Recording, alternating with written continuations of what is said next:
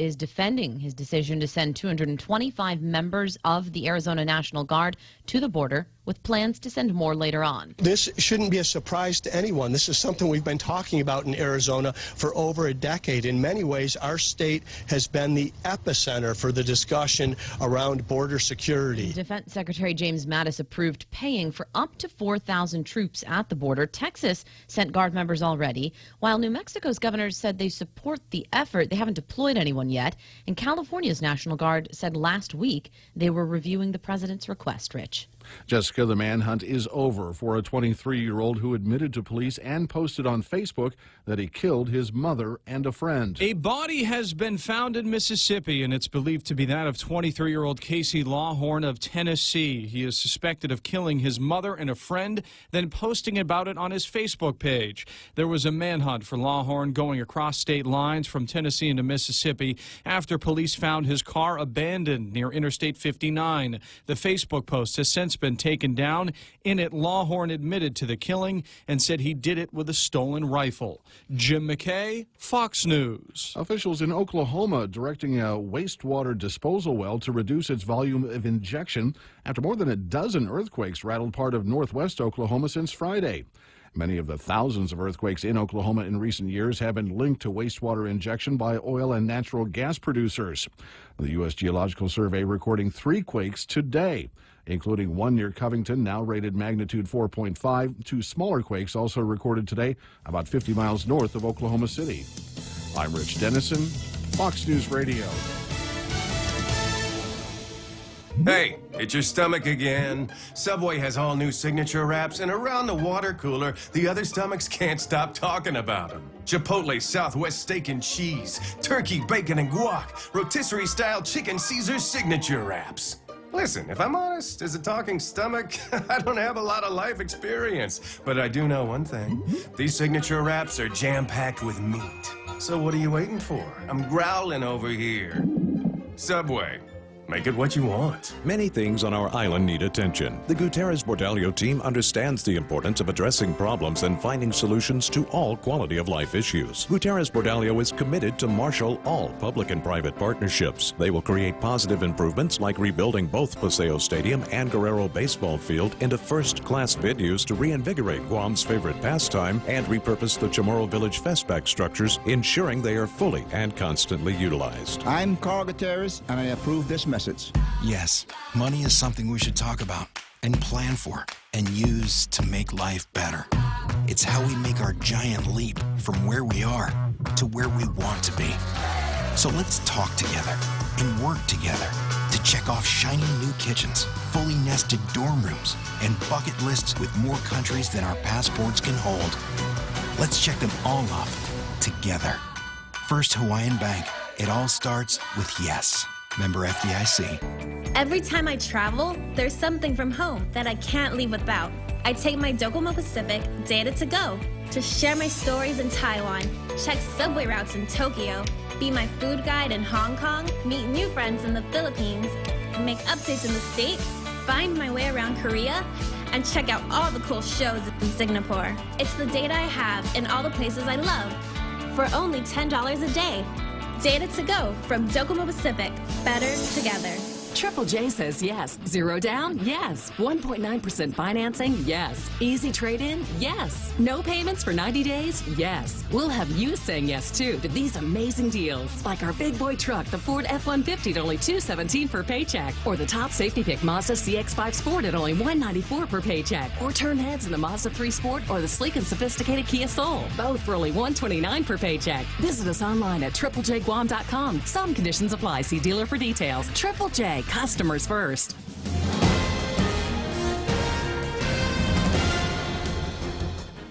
Half a day and good morning, Guam. News time here at The Point is 8 minutes past 6 a.m. this Tuesday morning. I'm Kevin Kerrigan. Here's a look now at some of the top stories from the Guam Daily Post. 23-year-old Zachary Dayrit has been identified as the victim in yesterday's early morning crash on Route 3 near Ugudu High School. Zachary was driving a blue Lexus that crashed into a guardrail and struck a concrete utility pole about 2 a.m. yesterday morning. His sister, Zaysher Dayret, told the Guam Daily Post that he gave whatever he had to provide for his family. Zachary was a restaurant worker and photographer in his free time. Meanwhile, the pedestrian victim in yesterday morning's auto pedestrian accident at Woostig Road and Route 1 has been identified as 33-year-old Anthony Brewer. Brewer was struck by a silver Toyota RAV4 that was traveling on the outer northbound lane of Marine Corps Drive about 1:20 a.m. yesterday. Once a homeless man who volunteered at the Agana Heights mayor's office and worked his way to become an employee there, his co-workers at the mayor's office set up a memorial yesterday for Brewer. Mayor Paul McDonald said Brewer was homeless when he came to volunteer at the mayor's office back in 2003. Mayor said he enrolled in the high school diploma program for adults sponsored by his office and later passed the GED test and earned his diploma.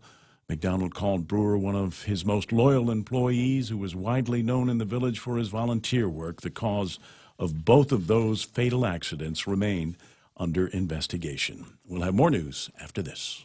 Chili's lunch combos for just $10. Start your lunch with your choice of a Bud Light, iced tea, or Coca-Cola. Plus, free bottomless chips with salsa. Then choose a variety of fresh entree options like our savory beef enchiladas, quesadilla explosion salad, or our Cajun chicken pasta.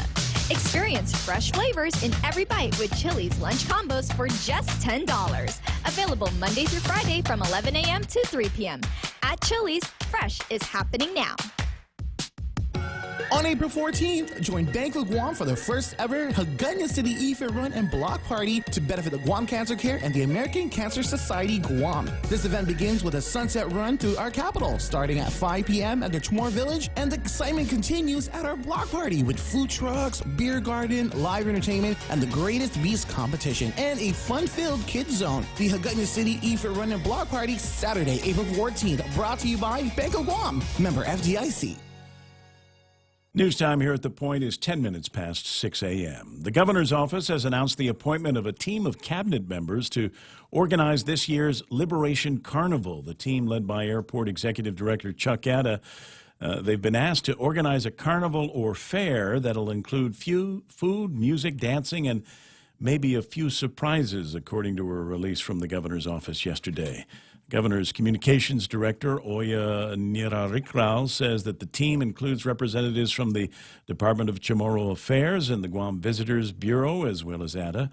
What form the carnival will take, when it will begin and end, are details that are still being worked out. The island's mayors have traditionally sponsored the carnival, but they wavered this year because of lack of funding as a result of a law passed last year by the legislature banning all games of chance like the color game and Beto Beto. During their regularly scheduled meeting last week, the Mayor's Council of Guam put out a call to any civic organization or corporate sponsor that may want to help pay the cost of the carnival this year. Mayor's Council Executive Director Angel Sablan telling the Post yesterday that they welcome the appointment of the executive team and stand ready to work with them to help make the carnival happen this year.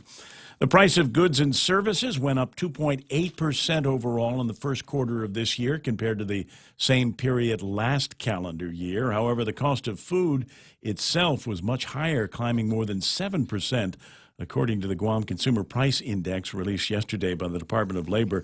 Among the highlights, food prices up 7.7%. Food takes up about 15 cents of every dollar of consumer spending here on Guam. Medical care up 4% and housing up 1.2%. That makes up about 32% of Guam consumer spending. For these stories and more, log on to postguam.com or pick up a copy of today's Guam Daily Post. Ray with some weather. Hey, you know, I saw the report in the Daily Post. You wouldn't happen to have the PDF of that the document, would you? You think you might be able to find it? I think I can. You got connects there over at the newspaper? Yeah. Might be able to hook me up with it. I'm curious as to what some of those numbers are going to mean for me and the increase in the food prices and the increase in all of the other consumer goods do not yet account, in that report, for the increase in the BPT. That's the other interesting thing about that. All right, here's the weather for today. Partly cloudy skies and isolated showers. Already a groovy-looking morning. East winds about 20 miles an hour today. Daytime highs 89 degrees. Expected overnight lows are going to be 76. That's what the car said it was when I got into it this morning. Weather going to stay relatively dry with northeast winds 10 to 20 miles an hour through much of the week. A series of weak disturbances embedded in the northeast will produce patchy clouds at times between here and Saturday. Boy, that sounds like a long way off. Sunset tonight, 6:33. Sunrise this morning was a minute ago. That's news and weather together, brought to you by Bank Pacific. Where others put branches, they place roots. This time, let's hear it from the first KFC female colonel. Smoky Mountain Barbecue, fried chicken so crispy and sweet. That crispy fried chicken. All right, stop. I can't do this. I thought if I dressed up like a country music legend, it would help KFC sell my delicious new Smoky Mountain Barbecue. KFC, it's finger licking good. Portions of the program brought to you by Security Title, when you want to make sure that you actually own the house you just bought. Do you carry your lunch to school or work? You can reduce waste simply by using reusable containers instead of plastic bottles and disposable bags. Switch to putting your food in Tupperware and putting your drinks into a thermos or flask. Catch more Clean and Green Living tips every day and get inspired to make a cleaner, greener effort in your community. Happy Earth Month from the stations of Choice Broadcasting. The Ray Gibson Show. Morning talk that matters. Call now, 888-TALK. That's 888-8255.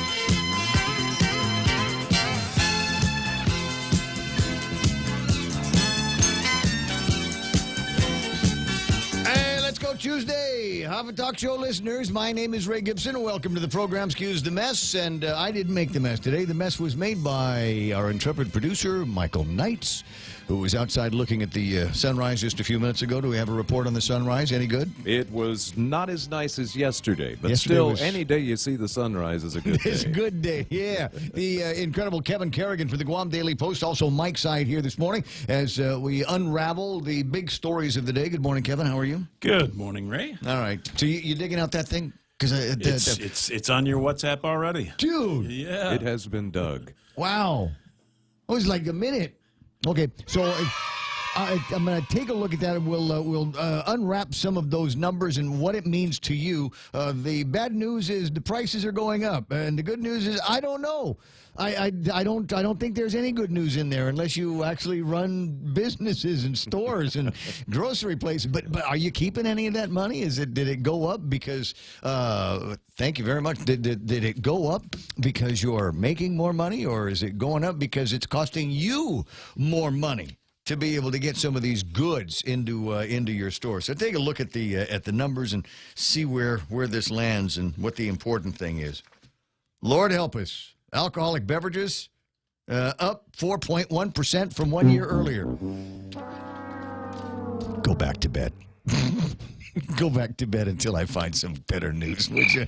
All right. 6:16 in the morning, and there, as usual, a ton of stuff to talk about. There might be some Balikbayan, some Balutan from yesterday's program, and stuff that I didn't get into or wasn't able to get to until late, but I'll deal with that as we get to it. A couple of things that we're going to want you to know about, and get-togethers today that I think are going to be interesting. As an example, the guys over at the legislature, I think it's Dennis Rodriguez, is going to be having a get-together. I was just looking at the schedule, and the bunch of stuff that they want to look at in terms of status updates on things. And there's a bunch having to do with public health. I'll get around to that later. But one of the other questions that they want to get is an update on medicinal marijuana.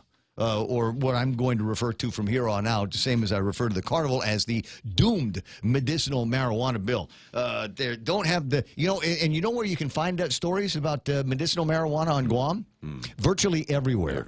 Virtually everywhere. Now I don't really have a dog in the hunt in this thing. I don't smoke marijuana. I don't have any conditions that are allowed to smoke marijuana under the medicinal marijuana program. So I don't really worry about it. But it is interesting to see all of the different places where you can go to get information about what's happening with the testing program here. And the headline: No laboratories apply for the Guam MMJ, that's medicinal marijuana, testing license. So the program is on hold. This story comes, this is an amazing thing. It comes from a online journal called Ganjapreneur. Oh, well. The Ganjapreneur.com web journal where they track all of the marijuana stories. Did you know that Israel, as an example, is going to be getting into the medicinal marijuana thing?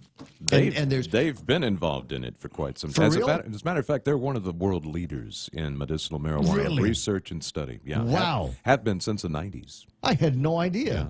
Okay, so there's something else going on in there besides, pushing back to Hamas. Yeah, absolutely. Yeah, they're busy. They're trying to relax, man. So what I get very interested in, and they got the story, Ganjapreneur, it's Guam, it's interesting to me, and the names are funny in my head, but you spend some time on the rest of the website and you realize what a major, massive business this marijuana thing has become. Yes. It's just absolutely huge, and the untold sums of money that start moving around, and then the accounting firms and the legal firms that go into this. There's people that have switched their focus from marketing regular goods and services to marketing of medicinal marijuana or recreational marijuana in places where that kind of thing is allowed.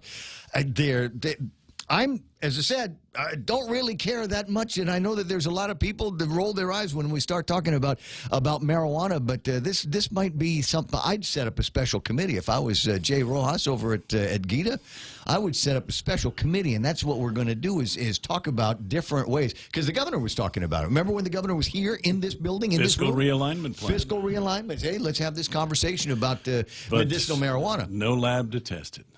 But then forget about the labs. Then forget about medicinal marijuana. Okay, but the labs could be located elsewhere. You don't have to have the labs located here. But why do we need the lab anyway? I mean, if we're not doing medicinal marijuana, if we're just going to do, it's recreational, you don't need a lab. Yeah. Do you want something like that? So we take all of the parts, because I got a feeling that people are tired of the conversation, and everybody voted for the moral high ground when they said, oh well, let's do medicinal marijuana, but Baba Este, the recreational marijuana is bad. Hey, you know what? Pretty soon it'll be indistinguishable anyway. And I think there's going to be a lot of people that are just sitting around going, let's get around to doing something with this eventually. And there could be, as I say, and just go there today, Ganjapreneur.com on the World Wide Web, and see all of the things. Now, there are going to be some guys that say, Ray, you shouldn't be talking about that. It was going to be an island of stoners. I'm sorry, I've been reading some of the magistrate reports that we've got around here, and I don't know that we're too far off. At least they'd be stoned on marijuana and not meth heads. I love this. There's a story in the Daily Post today, actually a couple of them, but one in particular that I absolutely love, and because it shows the police doing what police are good at, and that's cop stuff. So they see a car with fuzzy-looking plates on it, parked. So it's not a moving violation. I mean, these guys had to get out of their car to go and take a look at this. So they're looking at a car, and the guy's got fuzzy plates on it, and they said, okay, well, let's go talk to him. And the guy in the car starts freaking out, sweating profusely. I'm trying. There's a Michael Jackson joke in there. Sweating like Michael Jackson at a spelling bee or something. Mike Tyson at a spelling bee. Anyway, so he's acting up, and then somebody else starts coming in and acting up, and they give them permission finally to search the car, and they find methamphetamine and two people in handcuffs. But yeah, oh my God. Well, I'm with you. There's and I'll get around to this because this is the other side of the rant in a second. But as I said, I'm happy the cops out there doing cop stuff and finding guys that are either using or preparing to distribute crystal methamphetamine, which in my mind in this town is an absolute scourge. And so I'm going to want to watch this story and watch the names in the story and then see which courtroom it goes to and which one of the judges are going to let them off. Just go. Just see it. Were you having a bad day? Were you upset when the cops saw you? Is that why you were sweating? Was it hot? Did you just eat like you had a Kelligwin thing and you bit the pepper and that's why you were sweating? Oh, see, now that's a bad day. You should go home. Just go home. Out. Yeah, you don't need to serve any time. There's nothing wrong with you. Just watch. Just wait. There'll be more stories like that. There's another story of who is it? Art Marcinus. Let somebody. I guess he was all lined up with criminal sexual conduct. And let that guy go to Korea. I want to know about the rest of the story, so I'll see what I can do to link some of that stuff on. But the other part of the rant here is cops out there doing cop stuff, and I guarantee if you're in a line of traffic somewhere, there is a car near you, and you look at these cars, and you look and you say, somebody is either going to do something bad in that car or something bad has already been. There's evidence of something bad in that car. Just a vibe. You just know. And so it's for me, it's interesting when you hear about cops going after these guys. And frankly, I think there ought to be one of those days about once a week where they just start pulling these cars over. Why did you pull me over, officer? Because your car looks like it's going to be involved in a crime at some point, and we want to see if this is the before and after. And, we'll come up with something. Hey, cops got good eyes, man. They'll spot you if you're doing something wrong. You just need a little tiny bit of the probable cause. So we'll get into all of that. One of the other stories that they're poking around with, I'm getting a lot of smiley faces on the Facebook for that. Yeah, must be a cop out there. But another story that's going to be very interesting, you take a look at it, and there are now so many names of people that have picked up candidate packets.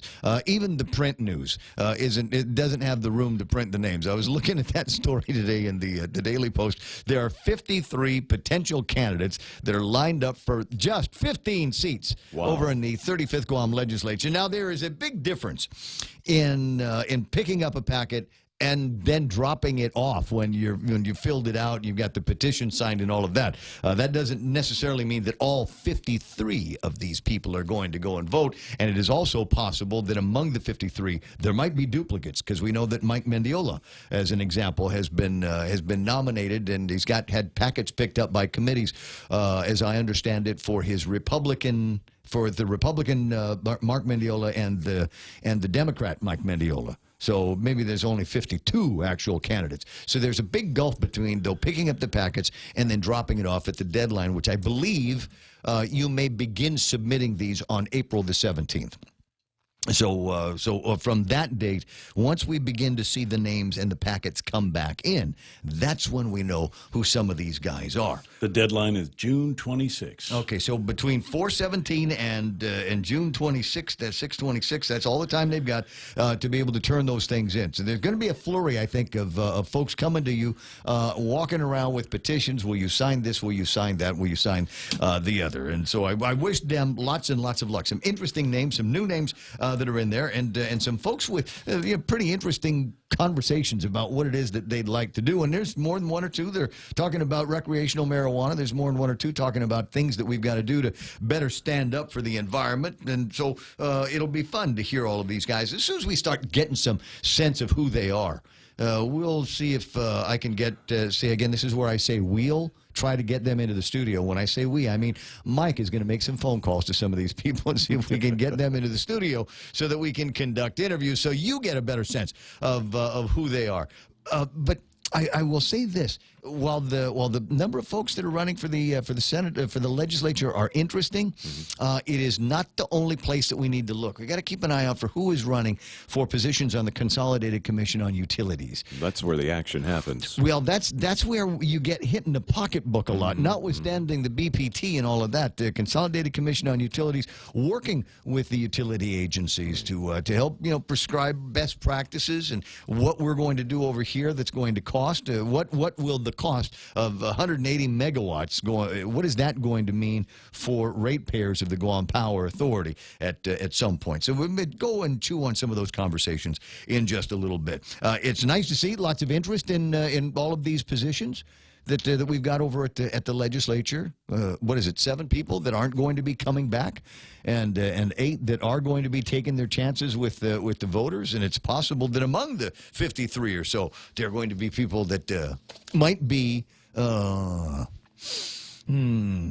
suitable alternative to some of the people that are already sitting in the legislature or think they're going to be coming back. What did Brad say? Brad said cannot send marijuana off island due to federal law. So if for medical purposes it has to be tested, and it has to be tested locally. Okay, fine. Big shouts to Cousin Tommy's watching the program this morning on Facebook. Jody and Ruben Pell. Charlene Marchessault is up early to make sure that we're running all of her commercials right. Donna Munoz O'Regan. Wow, there's a name. Haven't seen you in a while, sister. Actually worked in radio with her once upon a time. Andrew Santos Taidenko. Hey, Andy. Gina San Nicolas. Greg Massey is back to see if maybe Vince Akimoto can talk and convince him to sing a song or talk about labor. I will, because Greg's on the line watching on the Facebook, I will make a note that there are Department of Labor clinics going on for businesses, and today they've got one on the OFCCP Directive 306 non-discrimination provisions. Do you have any idea what Directive 306 is? Well, I guess it's just another law in the books to help make things a little more equal. That's my best guess. Yeah. Okay, so this is the one that provides for equality between guys that have been in a can and anybody else. There's federal regulations on that. I've got the splains on it, and I'll get around to it. It starts at 9 this morning, so if you're going to be doing a lot of hiring and want to make sure that you're on the right side of anti-discrimination federal law as it applies to, shall we say, former clients of the federal or local criminal justice system, then maybe this is something that you need to do. I know some of you don't really have a problem with, you were in a can, did you serve your time, you come out all right, okay, then you can have the job. Others are a little bit more, gee, we might have to look at this. But as I say, you want to make sure especially if you've got a federal ticket, that you're on the right side of the law. They've got another one coming up in a couple of days, contracting with the government of Guam, fair labor practices and EEO general provisions, employee and guard and service members, and understanding worker compensation provisions in the private sector. If you're interested at all in these, you can go to Facebook, and where it says Greg Massey, click on his name or open up another Facebook link and ask him to get you in touch with Karen Taitano Primacio, who is the Employment Service Program Administrator at the Guam Department of Labor. It's 6:30. I feel bad. 6:30. I haven't gotten my blood pressure up on a rant yet. What the heck? Plenty of time. It's still early, man. Yeah. I know. I like to start off this little swing time between the end of the newscast or the weather and the beginning of the headlines with a little bit of get my face red. Yeah. Where's the red meat today, buddy? You're my news guy. On the Where's front my red page. Meat? 53. Yeah, it's a nice logo. Election 18. That's nice. What do we got here? Fishermen start Manyahak season. Oh, I see. A $25 car wash bundle. How about that? I said, with the Delta Tire and Lounge. All right. Yeah, I'll come up with something to turn my face all red here in a couple of minutes. 6:30 and time for headlines from the Guam Daily Post.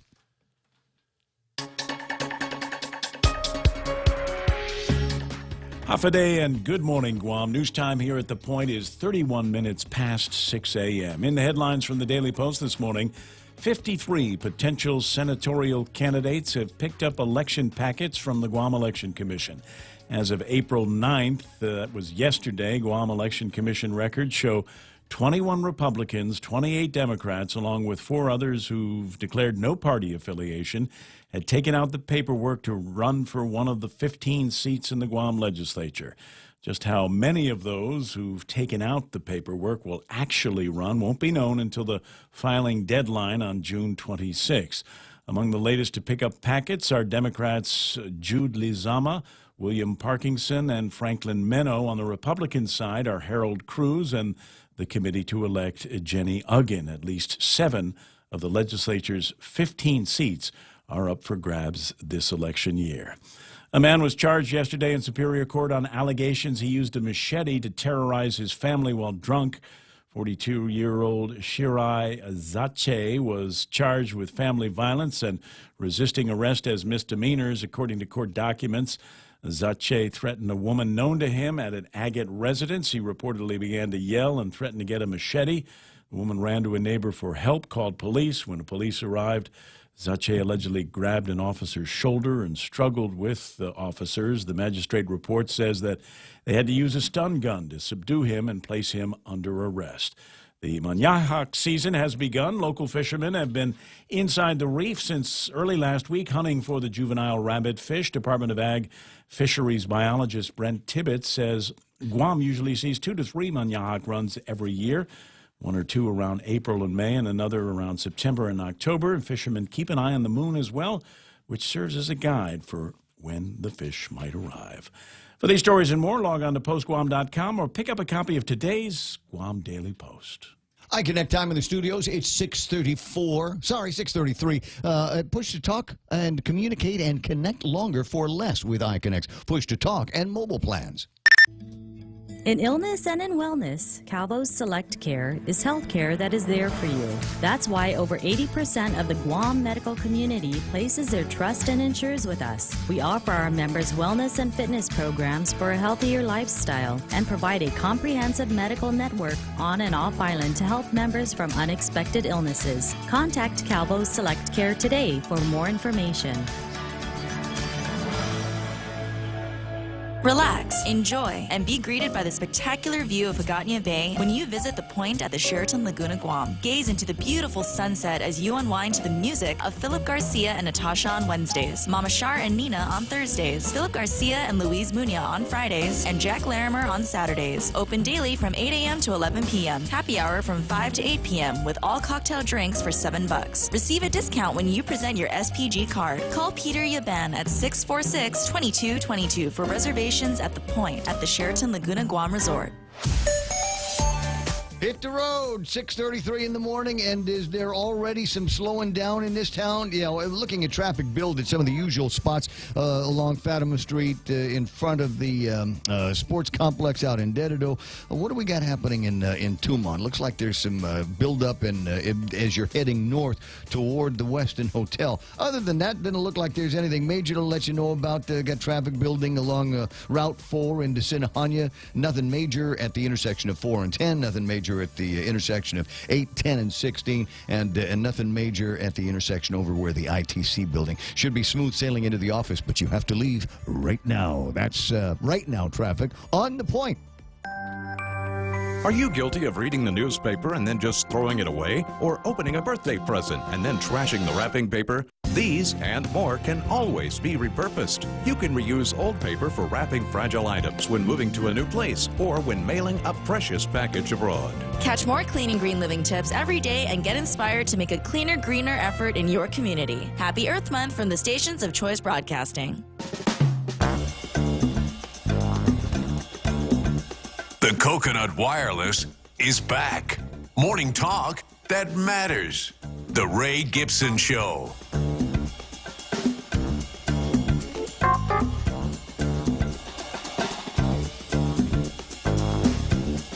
6:35, and you pay the price to live in paradise, don't you? All the cost of goods coming into this town, the cost of everything, the fuel that goes into the ships that brings them here, the cost of doing business over at the port that is always being threatened to rise, and gasoline in the trucks that bring it to the stores, and then all of the other costs involved with actually getting something from out of a cardboard box in the warehouse up to the shelves where you can buy it. The Consumer Price Index report for the first quarter of 2018 is out, and I think it's ugly. Food Group Index shows an increase of 1.9% over the preceding quarter. You'd think the prices would go down after all of the holiday shopping and holiday eating, right? 7.7% when compared to the same period 1 year earlier. Can you imagine? Almost a 10% increase in the cost of food between this time now and this time last year. And it's going to go up. We know it's going to go up by at least 0.25% because of the increase in the business privilege tax. So watch how that happens. This is another one of those reasons why I'm always talking about we got to come up with some mechanism here to be able to offset those increases, at least at the grocery store. For heaven's sakes, people got to eat. Pork prices increased 9% over the preceding quarter, 15.7% when compared to the same period a year earlier. What's going on with the price of pork? Alcoholic beverages increased by 1.5% over the preceding quarter, 4.1% when compared to the same period last year. And here's the fun part about this is they're talking about putting another sin tax on your alcoholic beverages. Have you noticed everywhere you're going, it's cold beers, but somewhere between $5.50 and $7? Except for wine. So maybe you should switch. Well, no. Not a wine guy. I'm a beer guy. I like the way, there's wine, you're working out in the yard all day, or you're hustling parts up to the tower to go hang on an antenna or something like that. You don't sit back with the guys with the rummies and say, hey. Yeah, that's right. Real men drink beer. Yeah. What do you say we break open a Cabernet here? Huh? What about you? You like a soft white, don't you? Goes with your leather work gloves. No, sorry, got to be a cold beer, and so it's getting a little bit more expensive to take the edge off. And here's this is the other one, and healthy people. When I say healthy, I don't mean like in shape, and I'm talking about people that eat healthy. And this is another one of those cases where you just go, it's that much more difficult here.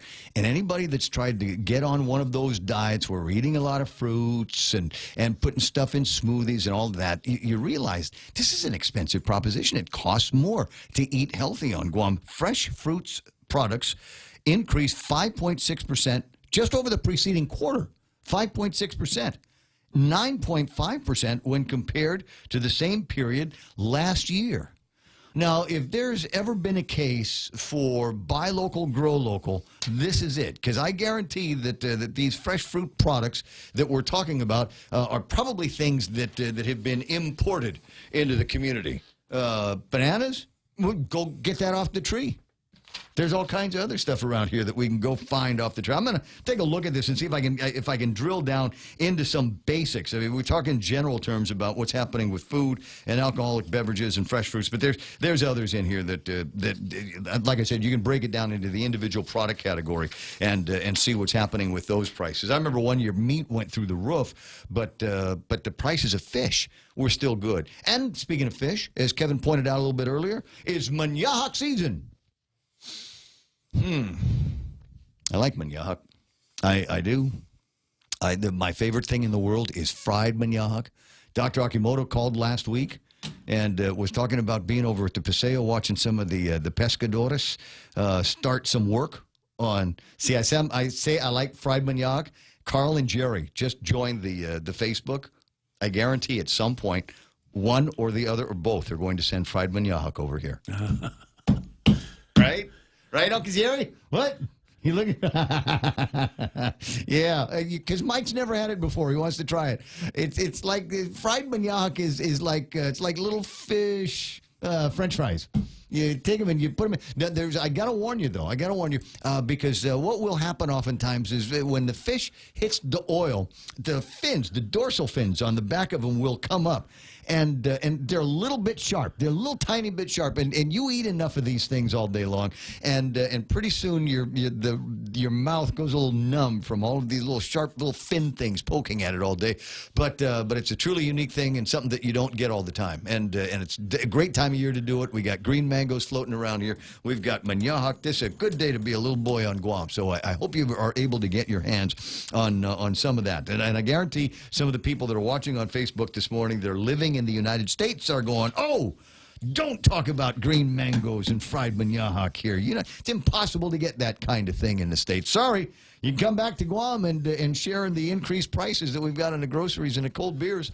19 away from the top of the hour. Got a couple of advisories on the traffic side to let you know about. And so we'll get around to talking. It's not something that you need to worry about now. This will be like second, third string traffic before the guys over at DPW, Guam Transportation guys, get to work on closing up a little bit of a turning lane that gets you into Route 3. You might see them doing some prep work on that in just a little bit. So among the things that started floating around yesterday in the journalist chats and all of that was... the story, and we told you about this last week, and actually got some guys talking about it, that if the mayors are not going to be participating in the carnival because they have no casino and they can't do the games of chance, we got word early that there was going to be an administration's response to that. I guess the guys, it's a $100,000 job. We got to get the governor on YouTube, right? And so they put together a video of the governor with his special proclamation about the carnival. Hold on a second. I got to get Mike's attention. Mikey, Mike. Oh, Mr. Producer. Maybe I won't play. Let me see if he's got the thing up. I'm not sure, and he's on the phone with somebody. Let's see if I can hear the governor talking in this. There he is. Hafa friends, family, and my dear people of Guam. I know there's been much speculation regarding this year's Liberation festivities. Our mayors, over these past few years, have put together events and memorials that helped our community remember and honor the sacrifices made that allowed us to live in peace, freedom, and prosperity. Now, last year, there was a bit of a tumult after the legislature decided to ban gambling at the Liberation Day Carnival. Unfortunately, the law reduced the funding that was necessary to operate the carnival. A few weeks ago, the mayors came to my office and we discussed the challenges that they face this year. And we've heard many voices from the community asking that the tradition of the Liberation Day Carnival be continued. Now, to support our community's annual celebration of our liberation, my administration will assist. And I've tasked a team of my cabinet members to organize a carnival or fair with food, music, dancing, maybe a few surprises. Now, Liberation Day festivities is a special time for our community, and I want to see it continue so that our children, our Manhoban, can hear the stories of their Manumko and better understand the strength and courage that is their legacy. This administration wants to be a part of that process, of sharing these stories, so that younger generations will hear and better understand how precious this life of peace we enjoy today really is. Biba Liberation and Biba Guam. Okay. That's Governor Eddie Jerome Bozzicalvo and his message yesterday about what it is that they intend to do with the carnival. There will be some kind of activity. There will be some kind of fair, I guess. I'm still trying to sort out what the meaning is behind some of those words that he was talking about. So we'll have music and food and dancing and maybe a few surprises in there. You know what I'm thinking? I'm thinking. Beto. No, well, we know we can't do that. We know we're not going to be able to get away with that because that's unless we change the name to Bingo, Beto.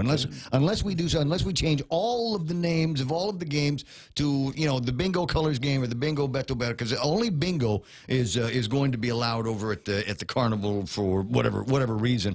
Why that wasn't thrown away with all of the rest of the stuff. But anyway, is this going to be something that we're going to be interested in? Gov, this is my plan, and I'll be happy to help you out with the publicity, and we'll put the calendar of events on the radio and all of our web pages so that but people know what's going on and what kind of quote surprises we might be in for tonight. If you don't have any ideas yet, because sometimes people will use that, and maybe a few surprises means we haven't thought about the rest of it yet. So these are my suggestions, Gov. Number one, call the guys over at the Guam Power Authority and see if they still have those bucket trucks, right? And you can, right, have the kids get into the little bucket with a guy from the Power Authority and just go kind of up and down. It's not well, I didn't say it was thrilling, but it's a ride. Where did you go? I went up there, and then we came back down, and be like, maybe we'll do it while they're driving around. To give you a little sense of a little bit more motion. So you're moving up and down and laterally. Or let the kids handle the controls. Kids, yes. Here, be a bucket truck operator here's $5. We can do that. Now, does not our Air Guard have a helicopter? Do we not have a helicopter in the inventory over at the Guard that General Leon Guerrero can ride around in whenever he wants to? That's why we get these things. What do you want to do? Want to go shopping? Where? Navy base. Let's go. Let's take the helicopter. Yeah, there are a couple up there. So that's what I'm saying is we'll get the helicopter. Rides? We'll do helicopter rides. Yeah, great idea. I don't know do you think we might be able to do it for nothing? Just for cost? No. We'll tell Trump when we send them the bill for the gas to tell him that we were doing this to protect our borders. You got everybody going down to Arizona and California and the Tex-Mex borders here. And we just say that's what we were doing for our liberation. We decided that this is what we were going to be doing to protect our borders with the helicopters. No! Have you ever ridden in a hearse before? No. It's usually one time you get to ride in a hearse, and it's right there at the end. The last car ride for you, sir. The hearse ride. So, because it seems does the administration still have the hearse that they parked over at the legislature for a couple of weeks? I'm sure they know where to get it. Exactly my point. So we just ride in a hearse or ride in a helicopter or ride in a bucket truck. We ought to be able to take advantage of all of the resources that we have here on Guam, here locally, to provide for an interesting, albeit last-minute, Liberation Carnival. 6:48 in the morning, very close here to your personal friend Joey Duenas is on the line. Good morning, Joey. Good morning, Ray. Good morning, Guam. Festive Joey Duenas. The festive Joey Duenas from the what is your position? You're chairman of the Consolidated Commission on Utilities, correct? That's right, Ray. I thought I'd work on getting the title correct at least once in my life, and so I wanted to congratulate you on what I would consider to successful bidding for the Power Authority and the 180 megawatts they want to put down. Yes, well, it's still the start of the process, Ray, the procurement process. It's a multi-step bid process. So this first part is just to qualify the prospective bidders. In other words, to identify people who have the background, the qualifications, the wherewithal to actually bid on this project and pull off a successful project. I thought I saw a couple of familiar names in there, maybe folks that we'd been working with before. We've already got lined up on projects. Well, there are people who have done projects with us, are continuing to do projects with us, and there's some new names, too. And what happened to Enron? I'm just kidding. I know what happened to Enron. You remember the old logo on the building from Once Upon a Time? And then all of a sudden it unceremoniously disappeared. At any rate, so this is all going to help stand up the new plant that JB wants to build over by Guam Regional Medical City. And the question that I had this morning, and one of the reasons why I called this, I wanted to find out from you as a chairman, how will this impact what I'm paying here in the business for electricity and what I'm paying for electricity at the house? What's the best model that you guys are looking at for this? Well, Ray, what we're doing is we have a integrated resource plan that we've been working on since GPA's been working on since 2008. And so the plan has many different features to it. So if you're asking me what we're going to do in the future in terms of providing good, reliable power at the most cost-effective rate, there are several different moving parts. One of them is this new power plant that we're doing to replace old power plants that are inefficient and nearing the end of their life, useful life. The second is putting on more and more utility scale renewable. So, and the third is upgrading the transmission and distribution system as we go forward. So there's a lot of different things that we're doing. The end goal, we hope, is in 5 years to 10 years, your power is going to be very stable and reliable. It'll be very efficient, and your cost might just go down. And the big picture here is the generation piece that we're trying to put in works better with renewables. In other words, it can ramp up and ramp down. We're having problems right now because the renewable utility-scale renewable plant we have in operation down at Luzon, it can produce power up to 25 megawatts. Sun, when it's a nice sunny day, and the rain showers come over, it can drop down to 6 megawatts. The sun comes back out, it can bounce back up to 12 megawatts. And the utility generation can't handle that. Our generators like to travel at 60 miles an hour. They don't want to go down to 30, come back up to 60, go down to 5. You understand? Yes, I do. So the new generation we're looking at is compatible with renewable energy. We are also, at the same time, putting in 120 megawatts of renewable energy, utility-scale renewable energy right now. We're getting ready to do phase 3 of our utility-scale renewable program, which is 40 more megawatts on utility, on military land, for example. And that 40 megawatts we're projecting to use to power energy storage so that we can discharge energy at night. The goal is to cut down the volume of oil we burn. We can't control the price of oil or natural gas, but if you can control the volume and cut the volume down, then you're going to cut the cost to the consumer. That is something that I would obviously like to see. When we're talking about, you throw 40 megawatts here, and if you would, give me a sense of how much of our total megawatt output at GPA at this time is renewable. What's that percentage up to?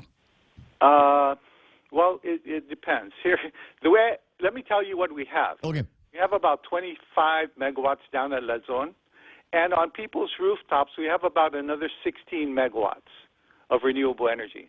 So that's a total of 40 megawatts, roughly. So that's curious that you included the rooftop solar that might have been provided by 1 or 2 or 3 private companies here on Guam. That's considered part of the grid? Provided by people who have invested either in rooftop solar in some way, manner, shape, or form. So they do provide some power. The difference, Ray, is that the power is not full-time power. So it's only available once in a while. Right. Right. So you can't say, well, 25 megawatts, or rather 40 megawatts, and we peak at 260 megawatts, so that's a percentage of the 260. It's not. Because it's variable. Because it's variable. Okay. Now you also mentioned upgrading the T&D, and for the uninitiated, T&D is the outside plant. You're driving by T&D right now. Yeah, transmission and distribution. And every once in a while, I'll run by or walk under a sidewalk, and I can hear this bzzz, this crackling going on up there, and I'm wondering how much of that is accounting for leakage into the system. Yeah. Well, some of that is leakage. Some of that is pieces that we're planning to fix and work on and improve and upgrade. Yeah, tighten a couple of bolts so they don't vibrate as much. Yeah, let me give you a bigger picture. What we're also looking for is stability in the system and reliability, and the ability to handle storms better. Okay, so we have a lot of our transmission system, what we call the substations, already hooked up with an underground transmission system, okay? And what we're planning on doing and why that location that we've selected to put the generation on is so important is because that's the area that we need to do some more work on. The military is planning on putting an underground transmission line in from the Harmon substation. That's the one across from the Macy's the mall area. I know it. Okay. They're planning on putting an underground transmission line up to Anderson to service their needs. Right. Okay? We already have an underground transmission line from Anderson down to the Dedido CTs, 1 and 2, next to Prestige Motors. Therefore, the last link that we need is the one from the Dedido to the Harmon. so if we hook up Dedido to Harmon, then in the space of restoration time after some inclement weather, we should be able to flip a switch there and re-energize right up to any downed poles, right? There you go. And then get the meter spinning. See, I could be in the CCU. It's not hard. Yeah, well, Ray, it is hard because most of the people, the island of Guam receives power 94% of the people receive power 99% of the time. Yeah, you have outages for 5 minutes. We had an outage down here where I live in Jonia because we had an electrical storm on Saturday night. I remember. Everybody saw all the beautiful lightning. Well, it affected some parts of the system down here. Sunday morning, the crews were out working down by the Yilik Bridge, and we lost power for about an hour. I lost power for about an hour. Then they fixed it, and the power's back on. So these are things that happen in any system. You have electrical occurrences like the storm that just passed through. You have vegetation on the lines that we're constantly working on. You have just system failures. Things fail after a while. You know, Kevin was asking Joey if the electrical storm that we had over the weekend, is that why some of the water wells went down? That's also why some of the water wells. All right, everything is connected then.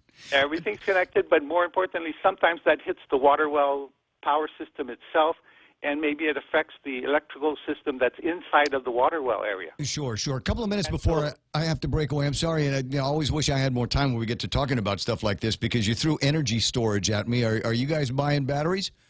We have an investment in batteries going on right now. We're putting in about 40 megawatts of energy storage, utility scale energy storage. How much time does that? Invite me down. I'll be glad to sit with you. Well, I think I will one of these days. Have you come in? I'll tell you. I've only got a couple of minutes left in the hour now, so I'm going to go ahead and close up the conversation, and then you can give me surprises. In the meantime, expect a phone call from Chuck Adda because Chuck is going to want to take you up on my offer to let kids ride the GPA bucket trucks during the whatever they're going to be doing for the carnival. I'm going to tell you right now, Ray, we can't do that. We can't do that. There's a lot of different reasons why we can't do that. Liability, it's the lawyers, right? Yeah.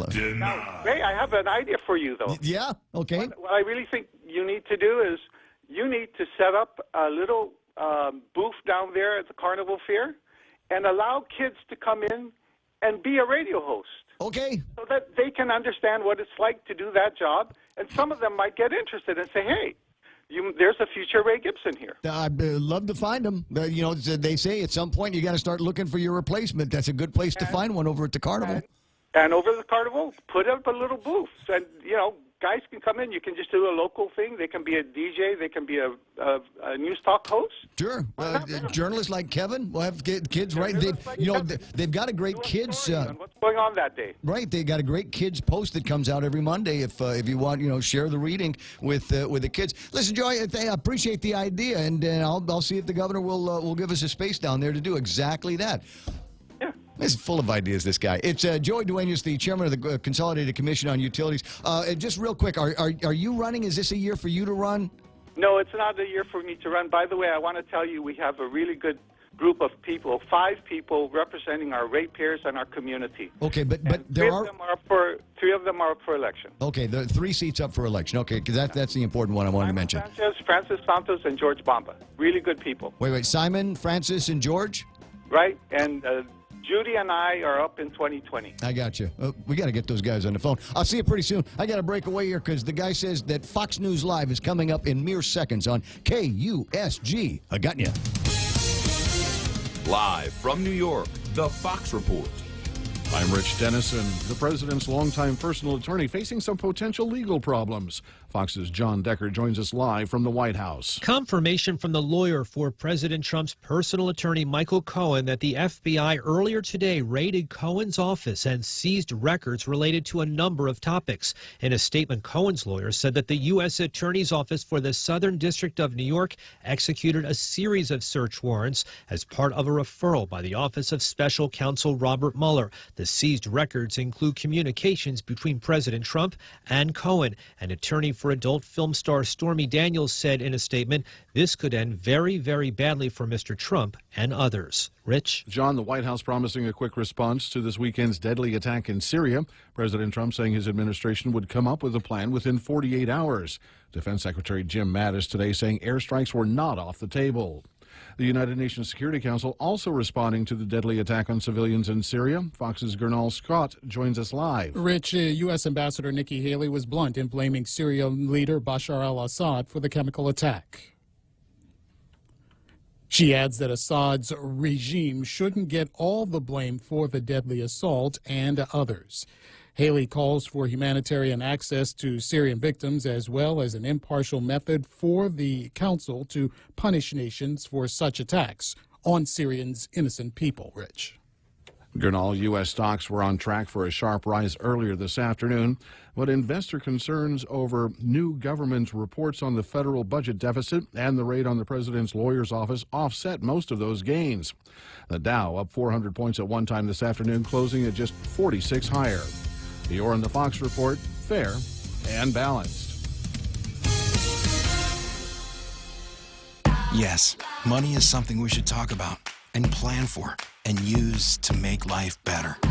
It's how we make our giant leap from where we are to where we want to be. So let's talk together and work together to check off shiny new kitchens, fully nested dorm rooms, and bucket lists with more countries than our passports can hold. Let's check them all off together. First Hawaiian Bank. It all starts with yes. Member FDIC. Every time I travel, there's something from home that I can't leave without. I take my Docomo Pacific Data to Go to share my stories in Taiwan, check subway routes in Tokyo, be my food guide in Hong Kong, meet new friends in the Philippines, make updates in the States, find my way around Korea, and check out all the cool shows in Singapore. It's the data I have in all the places I love for only $10 a day. Data to Go from Docomo Pacific. Better together. In response to President Trump's order to deploy National Guard members to the U.S. border with Mexico, 2 states are already putting troops in place. Fox's Jessica Rosenthal joins us live.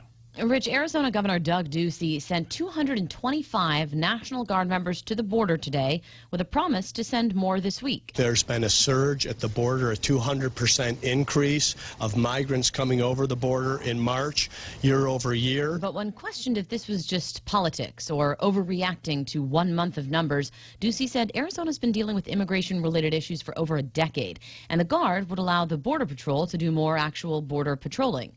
Texas began sending Guard members late last week. President Trump said he wants as many as 4,000 troop members at the border until his wall is built, Rich. Jessica, Facebook is set to begin notifying users if their data has been swept up in the Cambridge Analytica scandal. The 87 million users who might have had their data shared with Cambridge Analytica should get a detailed message on their newsfeed sometime today.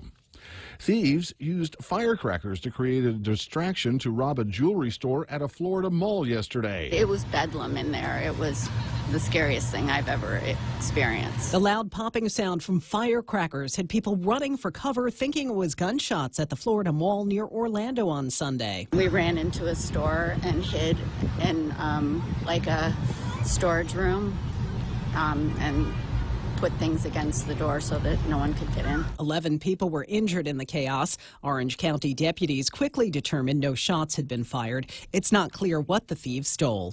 Anna Wells, Fox News. The Illinois Democratic Senator Tammy Duckworth has given birth to a baby girl, making her the first sitting U.S. senator to have a baby while in office.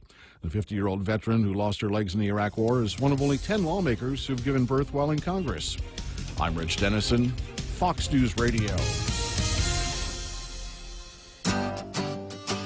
Are you waiting too long for a home loan decision? Are you looking for a bank that understands your needs and can close your loan quickly at today's super low rates? Then come no further than Bank Pacific. Our home loan specialists are friends and neighbors from your community, and our decisions are made right here in Hagåtña. Bank Pacific, where we're open to closing your loan in a hurry. Bank Pacific, where others put branches, we place roots. If equal housing lender. Credit conditions apply. Eva Bank Pacific. Looking for a reliable power system when the power goes out? Kohler Power Systems are quiet, reliable, and dependable. And they stay that way with regular service and support from the team at Morico Equipment because they also offer qualified after-sales service and support for Kohler Power Systems. Kohler generator systems are sold and serviced on Guam by Morico Equipment. You should call them now at 649-1946 or click moricoequipment.com. In illness and in wellness, Calvo's Select Care is health care that is there for you.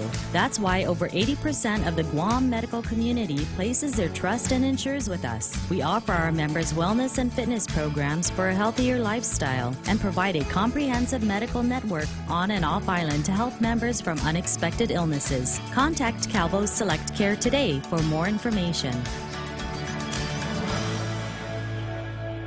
Chili's lunch combos for just $10. Start your lunch with your choice of a Bud Light, iced tea, or Coca-Cola. Plus, free bottomless chips with salsa. Then choose a variety of fresh entree options like our savory beef enchiladas, quesadilla explosion salad, or our Cajun chicken pasta. Experience fresh flavors in every bite with Chili's lunch combos for just $10. Available Monday through Friday from 11 a.m. to 3 p.m. At Chili's, fresh is happening now. Relax, enjoy, and be greeted by the spectacular view of Hagåtña Bay when you visit the point at the Sheraton Laguna Guam. Gaze into the beautiful sunset as you unwind to the music of Philip Garcia and Natasha on Wednesdays, Mama Shar and Nina on Thursdays, Philip Garcia and Louise Munia on Fridays, and Jack Larimer on Saturdays. Open daily from 8 a.m. to 11 p.m. Happy hour from 5 to 8 p.m. with all cocktail drinks for $7. Receive a discount when you present your SPG card. Call Peter Yaban at 646-2222 for reservations at the point at the Sheraton Laguna Guam Resort.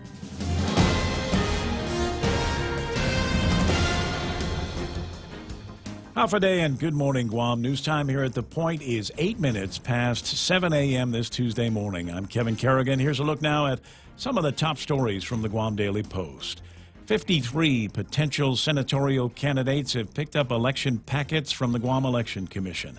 As of April 9th, the Guam Election Commission records show 21 Republicans, 28 Democrats, along with 4 others who've declared no party affiliation, had taken out the paperwork to run for one of the 15 seats in the Guam legislature. Just how many of those who've taken out the paperwork will actually run won't be known until the filing deadline on June 26. Among the latest to pick up packets are Democrats Jude Lizama, William Parkinson, and Franklin Meno. On the Republican side are Harold Cruz and the committee to elect Jenny Uggan. At least 7 of the legislature's 15 seats are up for grabs this year. Democrat Speaker Benjamin Cruz, Senator Tom Atta, as well as Republican Senators Fernando Estevez and Tommy Morrison have all announced that they will not be seeking re-election. Democratic Senator Michael San Nicolas is running for Guam's congressional delegate seat. Fellow Democratic Senators Frank Huggan Jr. and Dennis Rodriguez Jr. are running for governor.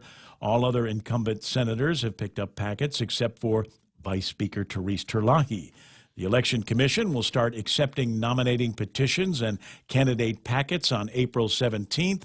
The primary election set for August 25th. The general election, of course, on November 6th. We'll have more news after this. At Micronesia Renewable Energy, values matter. So all of their solar energy systems come with guarantees and the most value. No shortcuts, all quality. It's giving you that solar energy system at the best price. It's using highly efficient solar panels with typhoon-proven racking built by highly skilled local technicians so your system performs and saves you money. It's total peace of mind all the time. Not all solar companies are created equal. For experienced quality solar, it's MRE. Call 632-2613. MRE, the smarter choice. For over 55 years, Community First has served our island as a full-service financial institution. And now, we're proud to introduce the new Community First Student-Run Credit Union, open in Manilao on Route 10, Guam's first student-run financial institution, which means it's operated by college students like us, ready to serve all our members, existing and new. We're just down the road from UOG and GCC. Community First Guam Federal Credit Union, now open in Manilao. This credit union is federally insured by NCUA. News time at The Point is 10 minutes past 7 a.m. 23-year-old Zachary Dayrid has been identified as the victim in yesterday's early morning crash on Route 3 near Ukudu High School. Zachary was driving a blue Lexus that crashed into a guardrail and struck a concrete power pole about 2 a.m. yesterday morning. His sister, Zaysher Dayrit, telling the Guam Daily Post that he gave whatever he had to provide for his family. Zachary was a restaurant worker and a photographer in his free time. The cause of the accident remains under investigation. A man was charged yesterday in Superior Court on allegations that he used a machete to terrorize his family when drunk. 42-year-old Shirai Zaiche was charged with family violence and resisting arrest as misdemeanors. According to court documents, Zaiche threatened a woman known to him at an Agate residence. He reportedly began to yell and threatened to get a machete. The woman ran to a neighbor for help, called police. When police arrived, Zaiche allegedly grabbed an officer's shoulder and began to struggle with the officers. The magistrate report states that the officers had to use a taser to subdue him and place him under arrest. For these stories and more, log on to postguam.com or pick up a copy of today's Guam Daily Post. Here's Ray with some weather. And partly cloudy skies today, Kevin, with isolated showers. Expected east winds 10 to 20 miles an hour. A second, let me see if I can put the. Do I have the thing? I can put the weather graphic up so you can take a look at what it is that I'm talking about. Partly cloudy skies again, isolated showers. Winds east 10 to 20 miles an hour. Daytime highs should be about 89 degrees, and overnight lows are about 76 degrees. If you're looking for the weather map, right about where Guam is, you should be able to see the actual 76 degrees getting ready to move in for this evening. And you can see last night 76 degrees. It's moving out. It's right over there. Anyway, weather staying relatively dry with northeast winds up to about 20 miles an hour through much of the week. Doesn't look like there's a whole lot of weather out in our area to look at or to cause anything more than just a few sprinkles and a little bit of wind. Sunrise this morning was at 6:11. Sunset tonight at 6:33. What's the bet that sunrise tomorrow morning is going to be somewhere about 6:10. 6:11 and a half. I think that's even money right there, Frank. Yeah, seems to be moving in that direction. That's news and weather together here in The Point. Don't wait another day and waste another dollar. You can start saving today. At Guahan Insurance Services, we are here to help protect your investment and save you money. We offer insurance advising for business, car, and home insurance. So come and visit us at our new office at Camacho Landmark Center at Marine Corps Drive in Tamuning, and let us show you that you can count on us for all your insurance needs. Call 475-1162. Oh, says here it's time for a Cold Stone break. It's ice cream for breakfast, kids. Stop by. Tell Mom, hey, don't take me to school right now. Take me to Cold Stone. Strawberry shortcake, fresh lemon pie ice cream, and mix them in with your favorite fruits and nuts and candies. And the golden Oreo cookies. Now, they didn't used to have a lot of golden Oreos until they closed the casino over at the Carnival, because that's what people were playing with. You know, some people, you got chips, but no, at our casino, they were playing with golden Oreo cookies. They're that valuable, friends. And so we've taken advantage of the idea that there's no casino, and taking those golden Oreo cookies and giving them to you at Cold Stone Creamery at GPO and the Micronesia Mall. As we journey through the new year, we here at APL continue to find ways to better deliver our island's resources with innovative and cost-effective solutions, lending our helping hands by carrying your freight safely from the U.S. mainland or anywhere in our global network. We humbly honor the opportunities to continue to work and connect with you and your business. We are APL, and we are here for you. This 15-second portion of the Ray Gibson Show is brought to you by First Hawaiian Bank, where it all starts with it. We need to move this to later in the hour. Can I tell you why? Yeah. Because Ed Antalan doesn't normally check in until about, 7:20. Oh, I see. So Ed's missing me do the read for First Hawaiian Bank. Wow. So I'm thinking maybe we'll just see if we could scooch it into a different part of the hour. I can put it anywhere we want. And we can make sure that the guy gets to hear it. Okay. All right. So anyway, I was saying it was brought to you by First Hawaiian Bank, where it all starts with yes. This time, let's hear it from the first KFC female colonel. Smoky Mountain Barbecue, fried chicken so crispy and sweet. That crispy fried chicken. All right, stop, I can't do this. I thought if I dressed up like a country music legend, it would help KFC sell my delicious new Smoky Mountain Barbecue. KFC, it's finger licking good. The Ray Gibson Show, your new News Talk headquarters. Call now, 888-TALK. That's 888-82-FREE. 888-203-5555. What a killjoy. Ain't no problem, Ed. See, Ed Untalan is on. He got in early enough to hear me talking about him, so maybe we won't have to move this at all. Maybe we won't have to move the first Hawaiian blurb at all because he's there with us now. But I was talking about killjoys. Ed Joey Duenas on in the last hour, chairman of the Consolidated Commission on Utilities, who indicated. And here I am. I'm trying to do the good work of the governor for the people and trying to make it so that we've got some semblance of rides for the children in Manhoban, as the governor says, at the Liberation Carnival / fair / oh my God, we have to do something thing that they're going to be doing around Liberation. And so I thought maybe, we could do, kids can ride in the hearse that they parked in front of the legislature, or they can ride in the guard helicopter. Uncle Rod will take you up. It'll be fun. Uncle Roderick. What, 3-star general now? He'll take right up in the helicopter ride. So I said, maybe we could do something with GPA's bucket trucks. And sorry, kids, the chairman of the Consolidated Committee, I'll bet if it was an election year, he'd have done it. If he was up for election, I'll bet he would have said, yeah, I guess we can do that. Right? But since he's okay for a couple of years, I'm kidding, Joey. No, I'm kidding. Maybe I'll ask Simon or Francie or George because they're running for seats. Maybe they have this little coup on the board there over at the kind of, come on, we got to do it. We need the votes. Or do they? I don't know. He said those seats are up for grabs, but I honestly haven't had a chance to talk with Simon or Francie or George about the possibilities of them throwing their hat in the ring again for the Consolidated Commission on Utilities, with the kind of experience that they have at the CCU, as well as prior experience and prior service over at the legislature. I mean, these guys could go in. One of them right away, just bang, speaker, right? Name recognition alone. Absolutely. Well, that's one of the things that gets him on the CCU, right? So, and I don't know, it's one of those things, present company accepted. When we first started talking about the CCU, I thought we'd end up with a bunch of guys with PE at the end of their names, not former senators. But that's the way it works around here, isn't it? 7:16 in the morning. And what do we got? We got to do the market report, right? Oh, it probably would have been good for me to go and actually scare up some information on the markets. I'm sorry. I was absolutely, completely distracted by doing other things, but that's okay. It's a website away, and it comes up pretty quick. So the numbers here from where the markets all closed this morning. Did they close up or down? Remember I was saying it should pop right up. Should just be right there.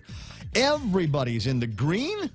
And I mean everybody's in the green. S&P 500 up by 8 points. NASDAQ up by 35. Dow Jones Industrial Average is not the big winner of the morning, but by points bigger than anybody else. Up 46 points to close at 23,979. Just a skosh away from closing back over 24,000. The FTSE is at 71.94. The Nikkei at 21,678. They're up by 110 points. Hang Seng is at 384.64. Now, I know sometimes it's hard for you to be able to buy equities on the FTSE and the Hang Seng and the Shanghai and all of this other stuff, but sometimes what you can do is buy funds that are indexed to these markets. So if that's something that you want to do, if you look at it and say, the consistent ride is going to be with, the Nikkei, for example, then you buy shares in a fund that is indexed to the Nikkei, and you do all right. I think I've got one of those in my portfolio.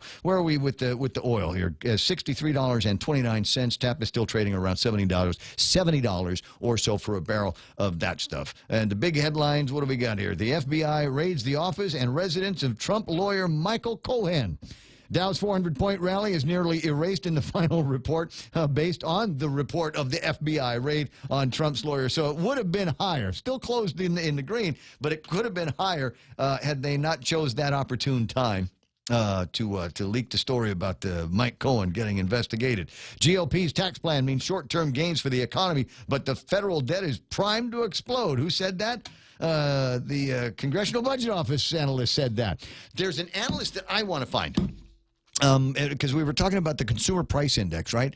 And there's a fellow works over there. His name is Albert Perez. I've known Albert all of my life. He graduated from Father Duenas the same year that I went into Father Duenas. So I've known this guy forever and ever. A sharp dude.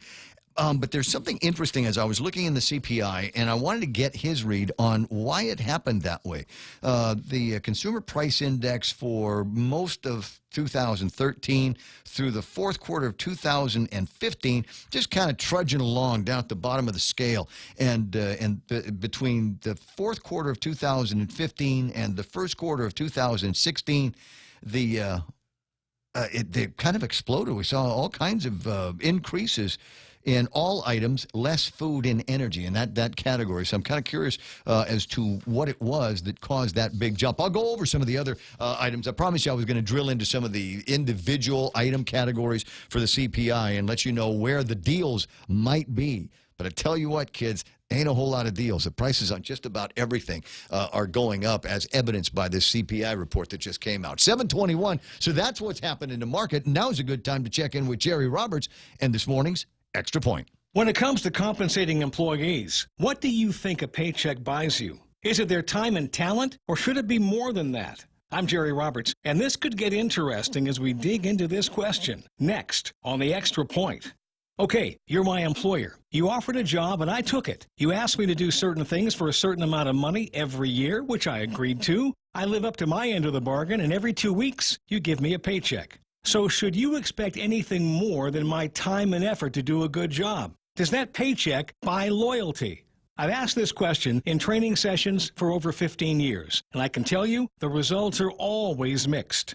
Many workers feel that since the employer hired them, pays them, and doesn't outwardly abuse them, they deserve their loyalty.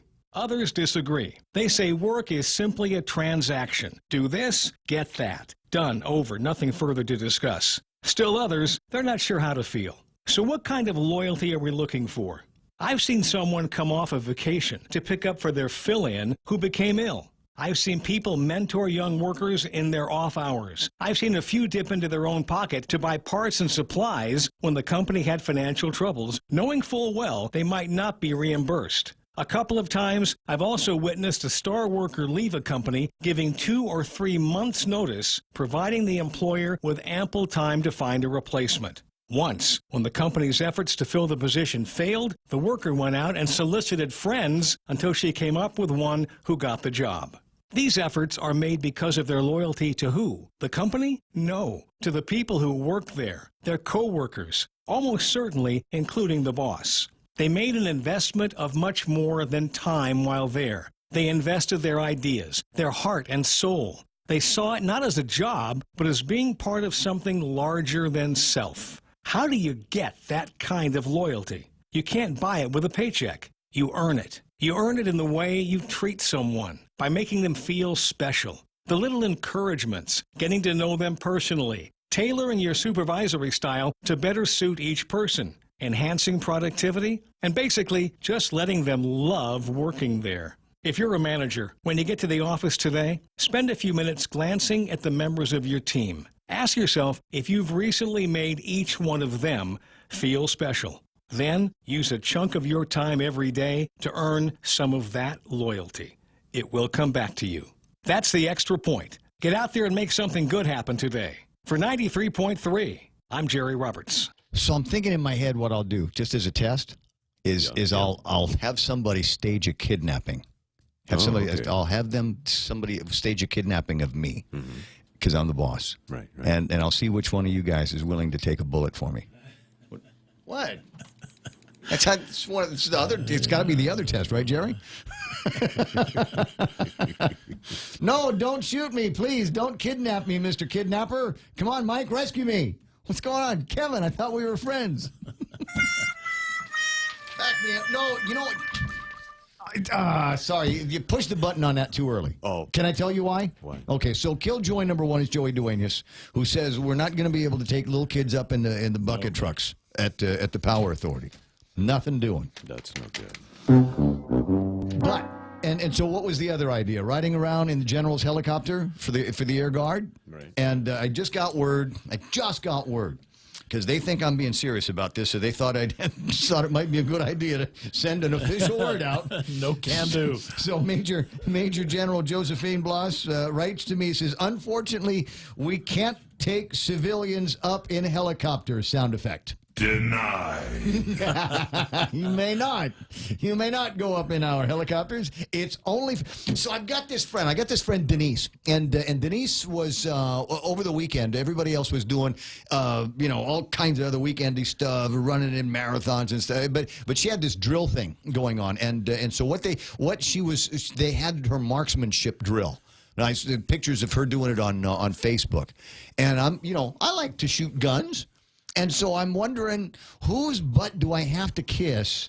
And I'll sneak in uniform, if need be, to go and play on the range and go pew, pew, pew. With, where the real shooters are. With the real shooters, with the real guns, right? I mean, we're not talking about, my little 22 here. Pew, pew, pew.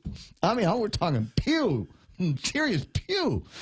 So, and I'm going, the general is my classmate. I've known him since the 7th grade. You'd think every once in a while he'd say, "Hey, Ray, we'll go shoot machine guns today." "Hey, Ray, you want to go ride the helicopter today?" But no, denied. 7:26. Okay, so that means we're down to the one last thing, the one last opportunity for a ride for the Governor's Carnival, which is a ride in the hearse. Bring down a Jeep or a tank. Biggest thrill I had when I was a kid was, going to the Army base and climbing around on the military equipment. That is fun every once in a while, like an air show. Those are great, where they let you actually get into the aircraft that's parked on. We haven't seen one of those in a while. I can't understand why we have not had air shows here. I mean, hello.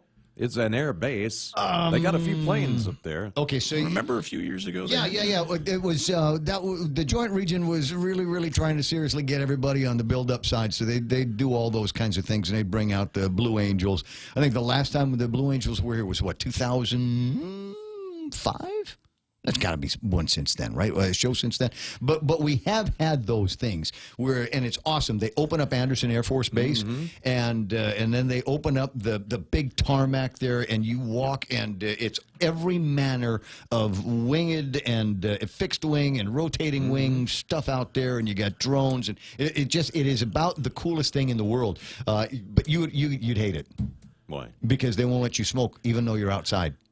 Yeah. See, that sucks, right? I'm okay, I really. You'd be all right? Smoke that. Okay. But I've done live broadcasts from up there. I mean, those are fun shows. But yeah, maybe a static display of some of the government of Guam's best vehicles, right? So we'll get Glenn Lee Guerrero out there, and we could have a static display of like their street sweeping machine.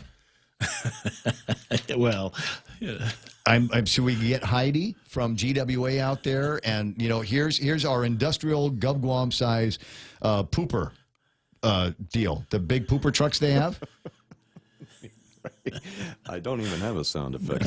There's no sound effect for poopy trucks. That's what they use. They pick up the poop, and then they deliver it to the legislature for use in bill creation. All right, 7:28 in the morning. Stop screwing around, Gibson. Let's get to work here. Let me take a quick break. We'll come back with some more screwing around. Security Title is honored to join in sponsoring Ray Gibson on The Point. Buenas and half a day, Guahu si Clareming Lotnya of Malolo. And this is where I start my day, listening to the voices of our community and sharing thoughts about issues that affect all of us. It all boils down to our people and our land. Protehi itanotmu, protect your land. When it comes to your family land, remember to call the professionals at Security Title, just like you call Ray Gibson in the morning. I got 7:29 and change here in the program, and a quick look at what's happening in traffic right now. That's why we call it right now traffic.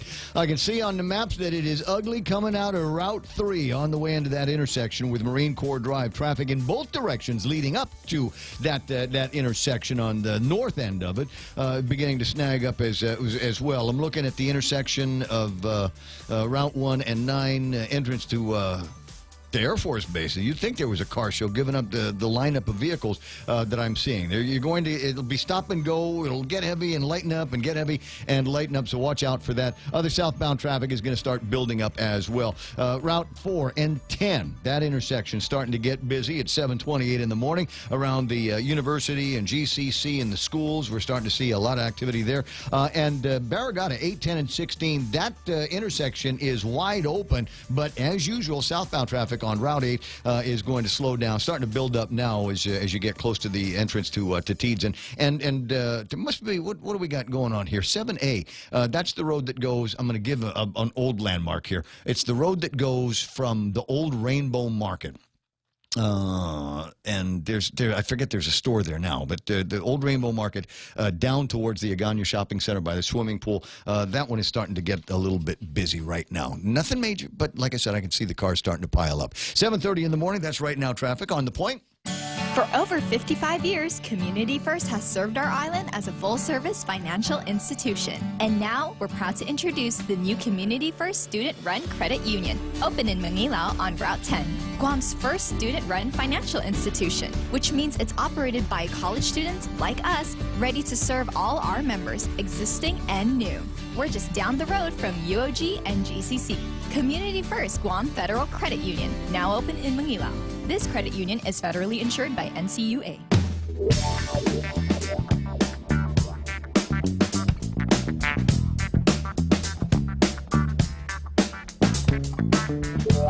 No, I honestly can't think of any more ride opportunities. If we can't ride the helicopter, if we're not doing the bucket trucks, I mean, what else are we supposed to be doing? Fire engines. Kids love fire engines. Yeah. Probably, though, some sort of legal thing, they won't let them do that either. We can't have any fun. Yeah, it'd probably end up being one of those things where, if we take the fire stations, the fire trucks out, it costs $400,000 in overtime. Didn't you take a school trip one time back in 3rd or 4th grade and climb into the driver's seat of the fire engine?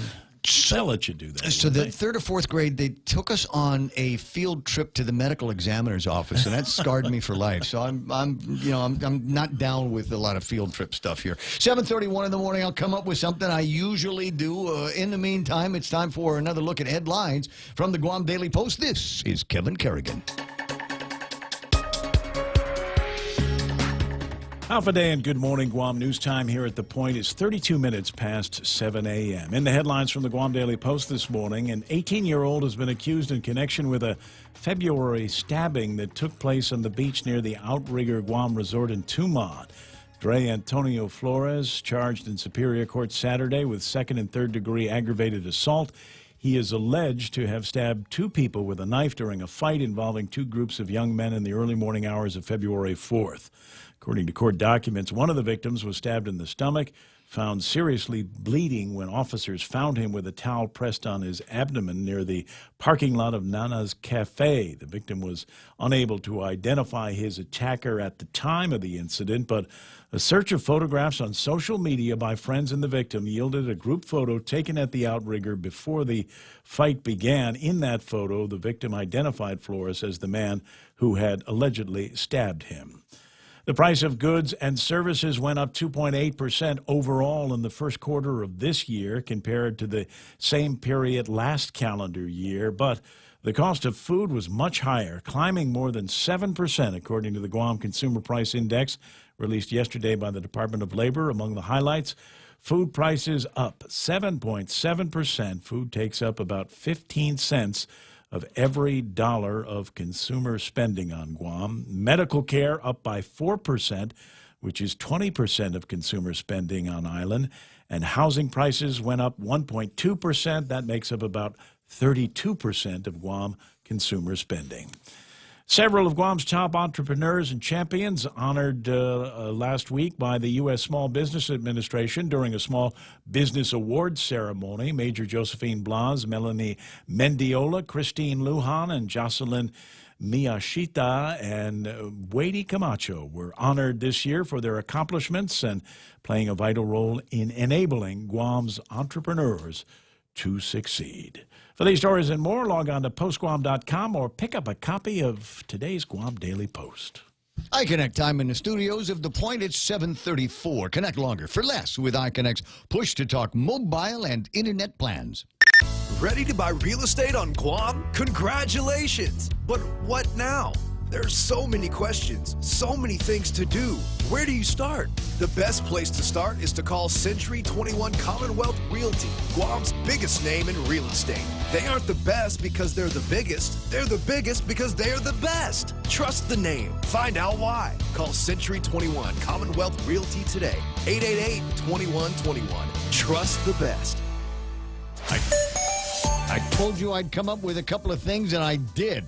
All right, it's only been a few minutes since the last time I looked at traffic, so they're not expecting to see a whole lot of changes in the traffic patterns. I will tell you, though, that the snag that I was telling you about, the slowdown between Route 3 and the intersection of 1 and 3, yeah, that line's getting longer. I'm wondering if there might be an accident at the front of that. Listen, if you see something, you can be a part of our traffic reports as well. Just 888-8255. That number again is 888-8255. Every time I travel, there's something from home that I can't leave without. I take my Docomo Pacific Data to Go to share my stories in Taiwan, check subway routes in Tokyo, be my food guide in Hong Kong, meet new friends in the Philippines, make updates in the States, find my way around Korea, and check out all the cool shows in Singapore. It's the data I have in all the places I love for only $10 a day. Data to Go from Docomo Pacific. Better together.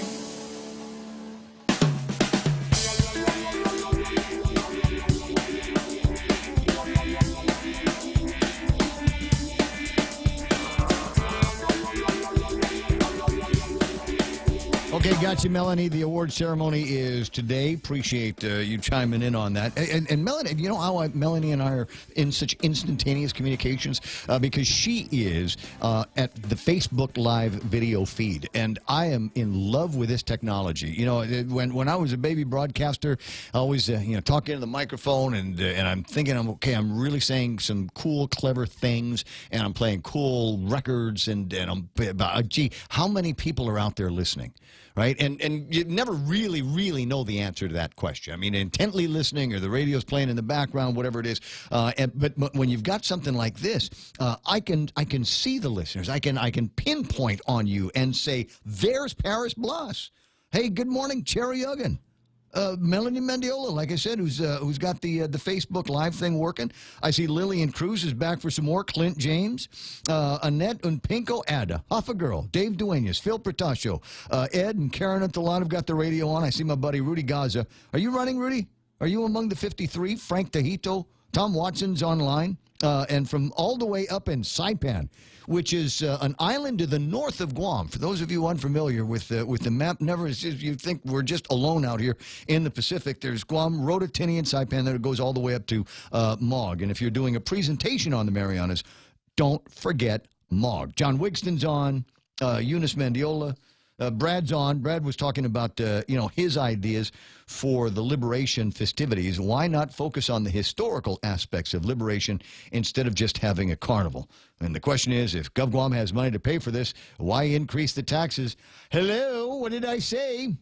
Could have rated special funds to help out with the essential government operations, but they'd rather blow it on rides and supporting vendors. Okay, so Brad, here's the thing. Obviously, they're not going to be blowing it on rides, because they've already turned me down on the helicopter rides with the Guard and the GPA bucket trucks. I don't know who's in charge of the hearse. Annette, maybe you do? And maybe we'll be able to do the little hearse rides, with the Save GMH stickers all over it. But somebody had chimed in and said maybe police car rides. And I'm thinking, some of these kids, that's what they're destined for in the long run, isn't it? Not all of them, dude. Some of them in the front seat, though. Yeah, there might. Hopefully more in the front seat if we ever find the money for them. Oh, Clint's in the Philippines. Oh, how about that? It's good to have. Which part of the Philippines? I was talking to somebody, and she says she's going to Iloilo pretty soon. Did I pronounce that right? Yeah. Okay, so she's going there, and I said, what's there? And she said, nothing. Absolutely nothing. I said, what do you do? She said, you bring a book. It's actually a nice town. It's a really clean, well-developed town. It's not bad. You should check that out next time. One of these days. I'm not much for reading, as much as I am like doodling and just getting thoughts together.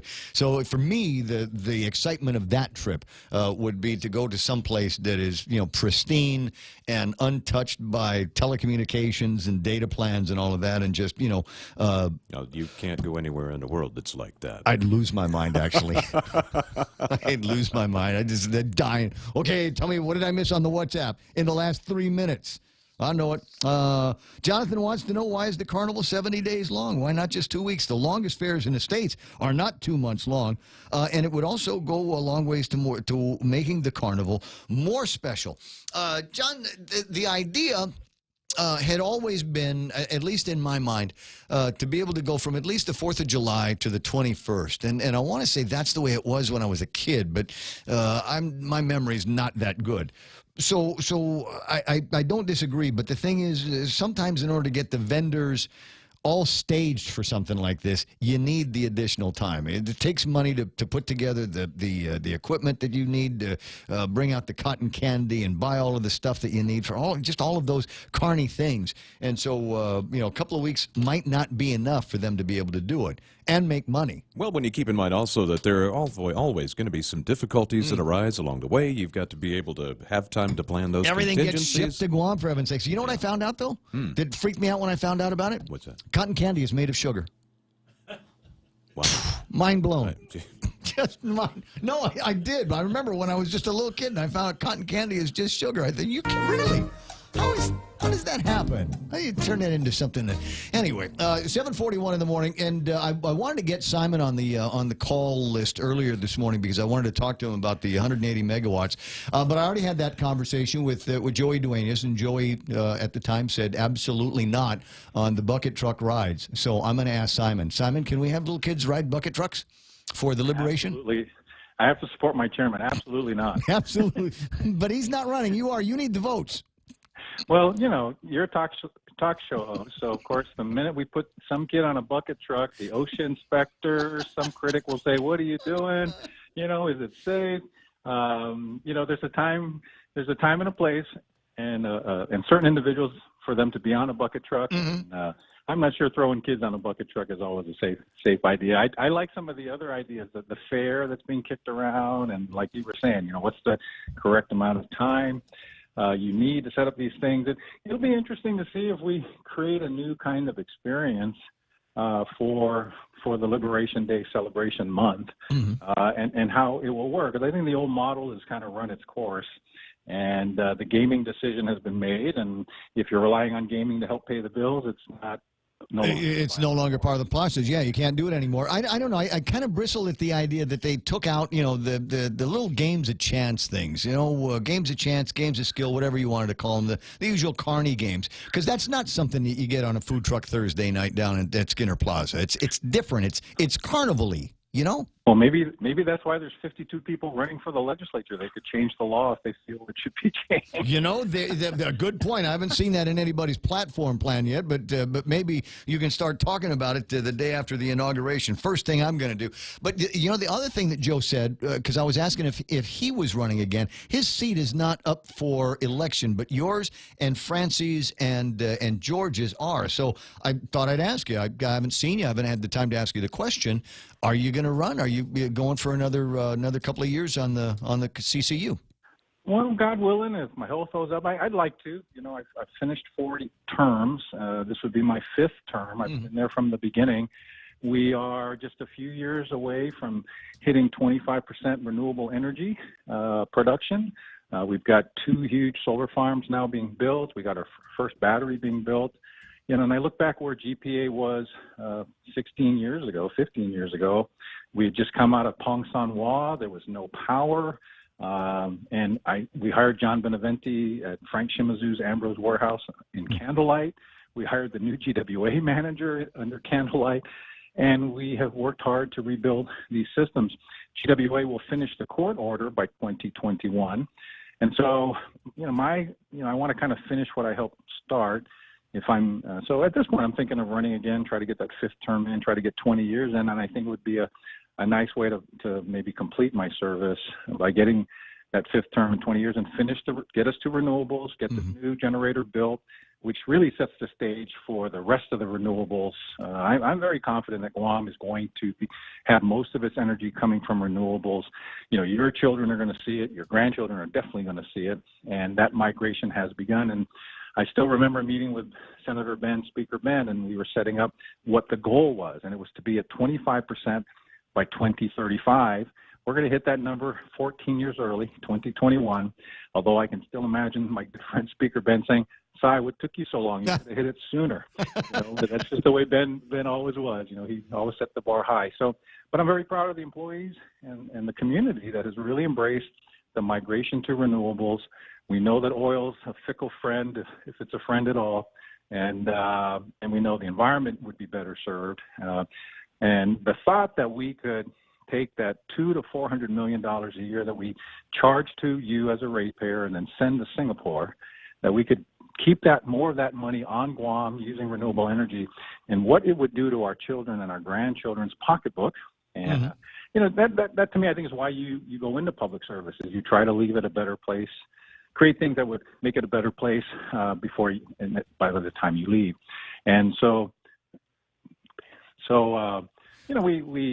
what I'm thinking of doing. I'm hoping you could just say yes. You could just say yes, and I'd say good idea. I think for all of the reasons that you've outlined, and then some more. Stay in the game, stay in the fight. I think it's always been interesting. It's always been good having you there, and to be able to take some of the concepts that you deal with the utilities and kind of bring it down so that I can understand it. Then I can explain it to the listeners. So it's always been a good connection to have with you at the Consolidated Commission on Utilities, regardless of who the chairman was. But it would also be important to have somebody in there with the institutional knowledge to be able to take some of the other ideas that are floating around. We were talking about renewables, and you know how I feel about waste to energy, and I think there's still more to that conversation.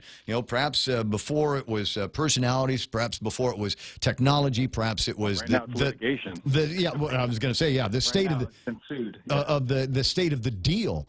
But I still think, and I think there's a growing number of people that look to Europe and the way they are dealing with their waste issues and their energy issues, and saying, gee, if we burn this, is there a safe way to do it?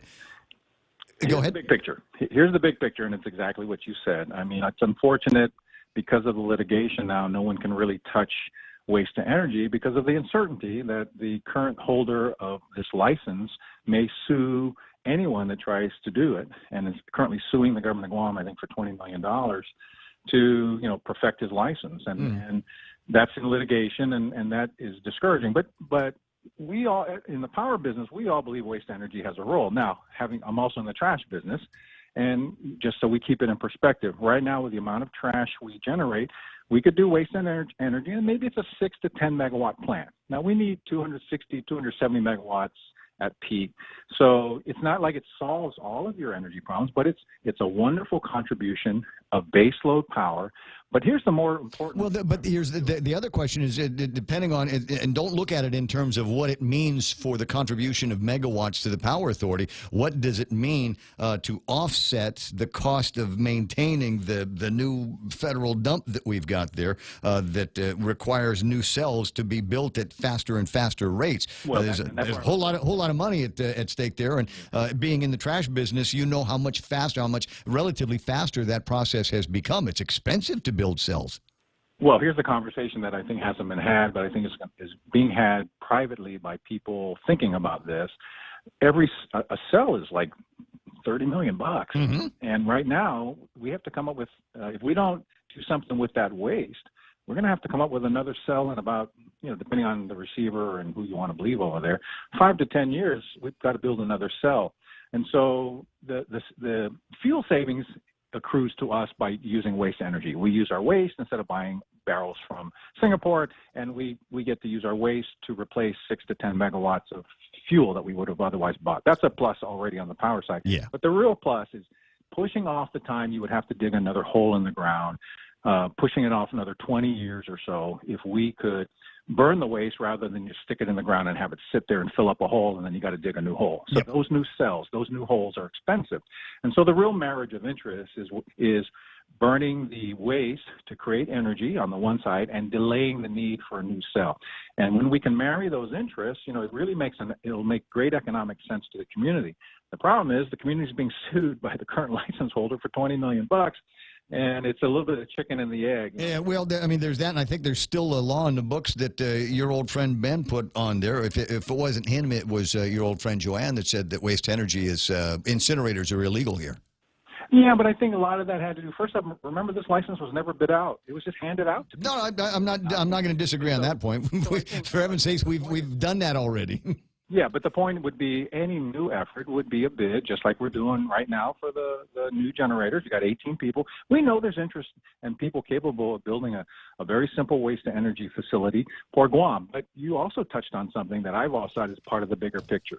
It's what Europe does do, and Germany is sort of the leader on this. If we were to build a waste-to-energy facility in Guam, we could have Saipan ship it to us.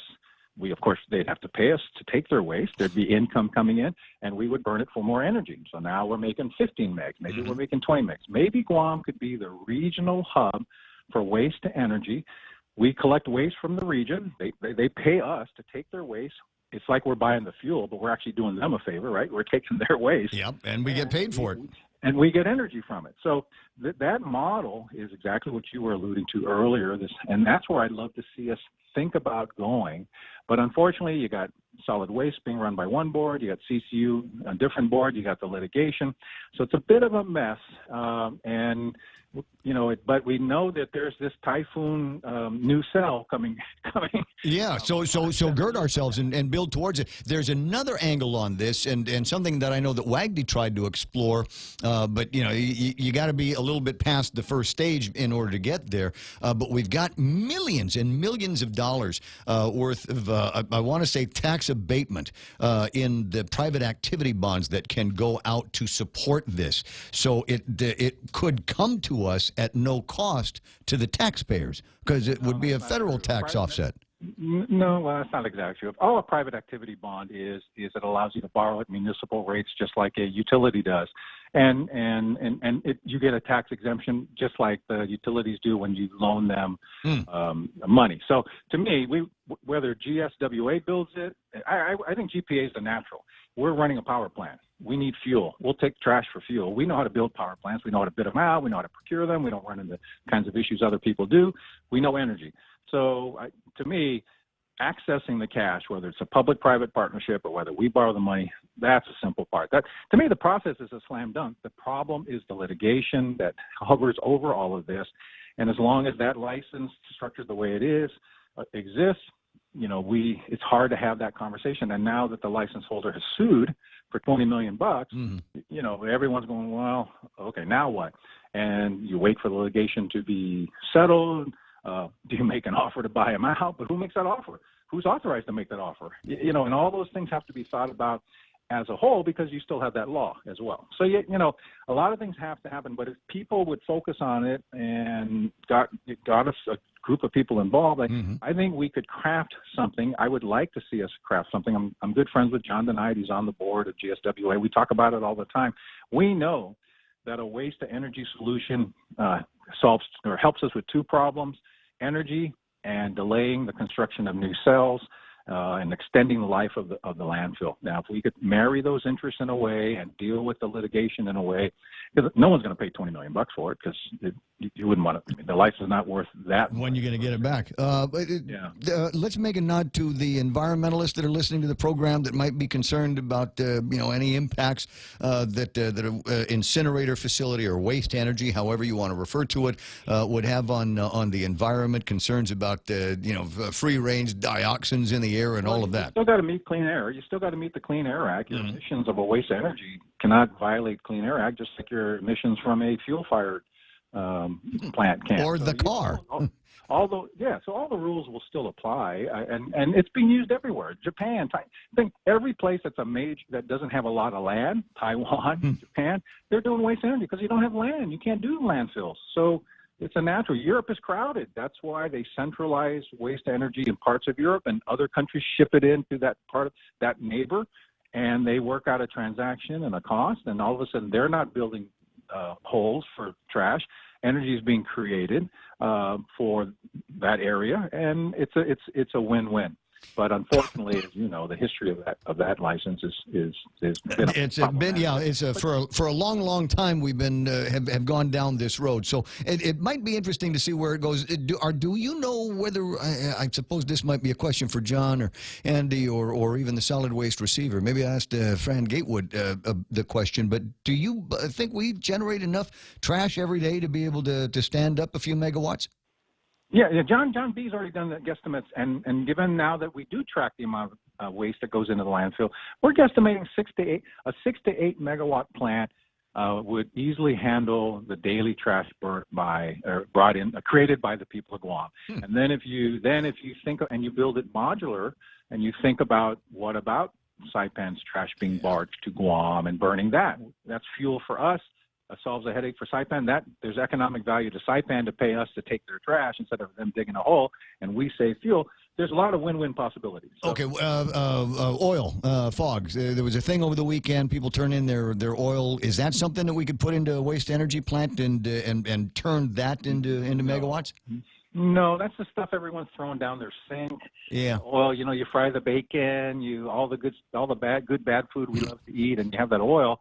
Don't throw it down the sewer, and don't throw it down your drain. Right, but we don't want you to do that. But can you save it and then sell it to this waste energy place? Probably not worth the hassle of collecting it. Just you want macro. You want to do this in bulk. You want lots of trash. You need lots of trash to create energy. You want to focus on that. I mean, it would be a small contribution if you would make a contribution at all. And plus, it's the kind of stuff that's going down your sewer. It's wet. It's not. It doesn't work as well. Yeah. You want to do fog for other reasons. Again, that contributes to the environment, contributes to having the pipes cleaner that handle the wastewater, because when those babies leak, it leaks over the aquifer, it leaks over the ground, it leaks in the ocean. We don't like any of that stuff.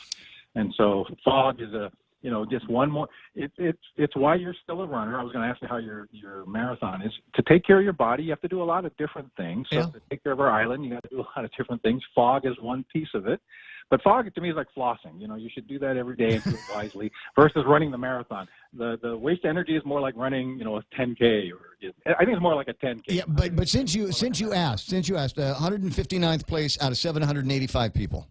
You're a stud. So Lou and I walked 20 miles in Osaka this past weekend. We were there for 3 days. We decided to leave the hood since the run was in our hood, and had a wonderful visit in Osaka and flew back with a nice loaded airplane, thank goodness, and saw some cherry blossom. So that's what we did. Yeah, that's what all the guys, there were a bunch of United guys that came in for the marathon as well, and they said they loved being on Guam, but they had to leave Tokyo, and Tokyo, every cherry tree was in blossom. Oh, it was really beautiful. But, that's turned into such a great event.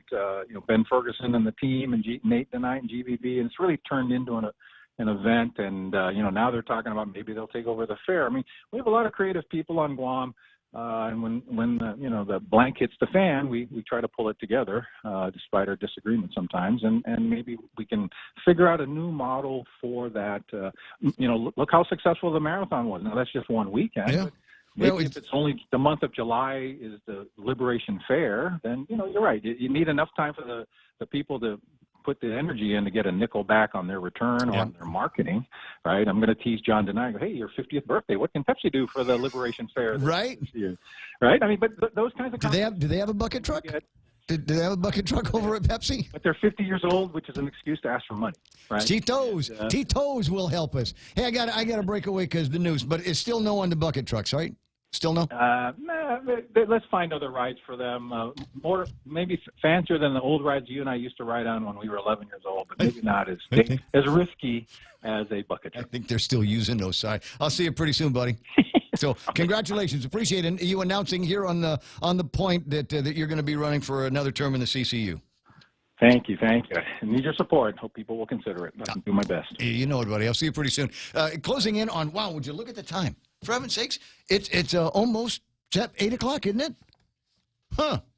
It's amazing how quick the time flies by when you're talking about stuff that is really interesting, and I'd like to continue that conversation. I'm glad that the guys are talking about waste energy. Small place like this with the folks that live here and the amount of trash that we generate on a regular basis. And before, we didn't actually know what it was, but there's so much additional surveillance going on every trash truck that goes through and the trash that gets picked up at people's houses and what gets delivered to the dump. Sorry, it's not supposed to call it a dump, but to that place. And so it seems to me that the smart money ought to be taking whatever it is that we can burn and burn it and make electricity out of it and get a break. And the smarter money, as Simon points out, is, hey, let's get the trash from Saipan, which is that island up in the north I was telling you about a few minutes ago. They're like us. They're small. They don't have a whole lot of places to put their dump stuff either. So put it in a container, bring it to Guam. We'll burn it. We'll make electricity and charge them for it. That's the plan, isn't it? We're seconds away from 8 o'clock in the morning. The radio station you're listening to is The Point, Agutnya, KUSG Agutnya. It's time now for Fox News Live.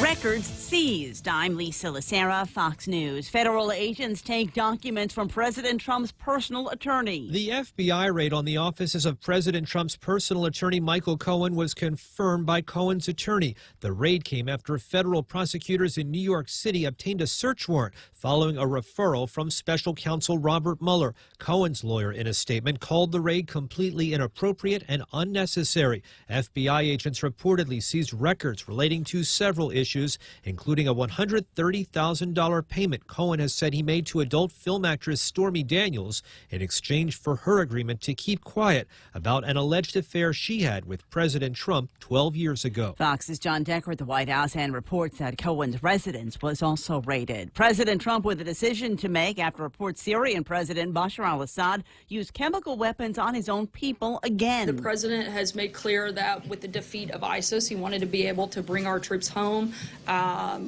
But at the same time, he wants to make sure that Assad is deterred from chemical weapons attacks on innocent civilians. White House spokeswoman Sarah Sanders. The UN Security Council also responding to the attack in Syria. Fox's Gernal Scott has this live. Lisa, U.S. Ambassador Nikki Haley was vocal and blunt in her criticism of Syrian leader Bashar al-Assad for the deadly attack. Who does this? Only a monster does this. She told the council the Assad regime does not stand alone in its atrocities. We must not overlook Russia and Iran's roles in enabling the Assad regime's murderous destruction. Haley calls for unhampered humanitarian aid for Syrian victims, as well as an impartial action by the council to punish nations for attacks on innocent civilians. Lisa. Gernal, Wall Street, the Dow adds 46, the Nasdaq plus 35, the S&P adds 8 points. Fox News, fair and balanced. Yes, money is something we should talk about and plan for and use to make life better. It's how we make our giant leap from where we are to where we want to be. So let's talk together and work together to check off shiny new kitchens, fully nested dorm rooms, and bucket lists with more countries than our passports can hold. Let's check them all off together. First Hawaiian Bank. It all starts with yes. Member FDIC. In illness and in wellness, Calvo's Select Care is health care that is there for you. That's why over 80% of the Guam medical community places their trust and insures with us. We offer our members wellness and fitness programs for a healthier lifestyle and provide a comprehensive medical network on and off island to help members from unexpected illnesses. Contact Calvo's Select Care today for more information.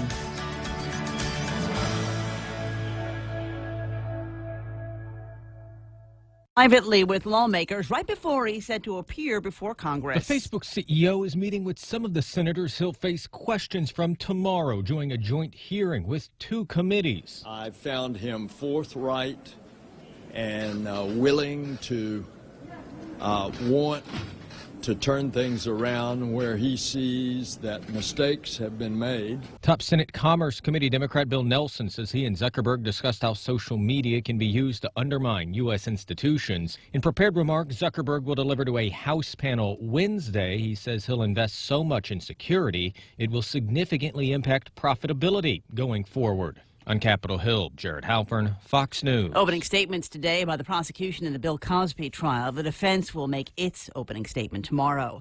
A founding member of a rock supergroup fired right before an upcoming tour. Lindsey Buckingham is out of here.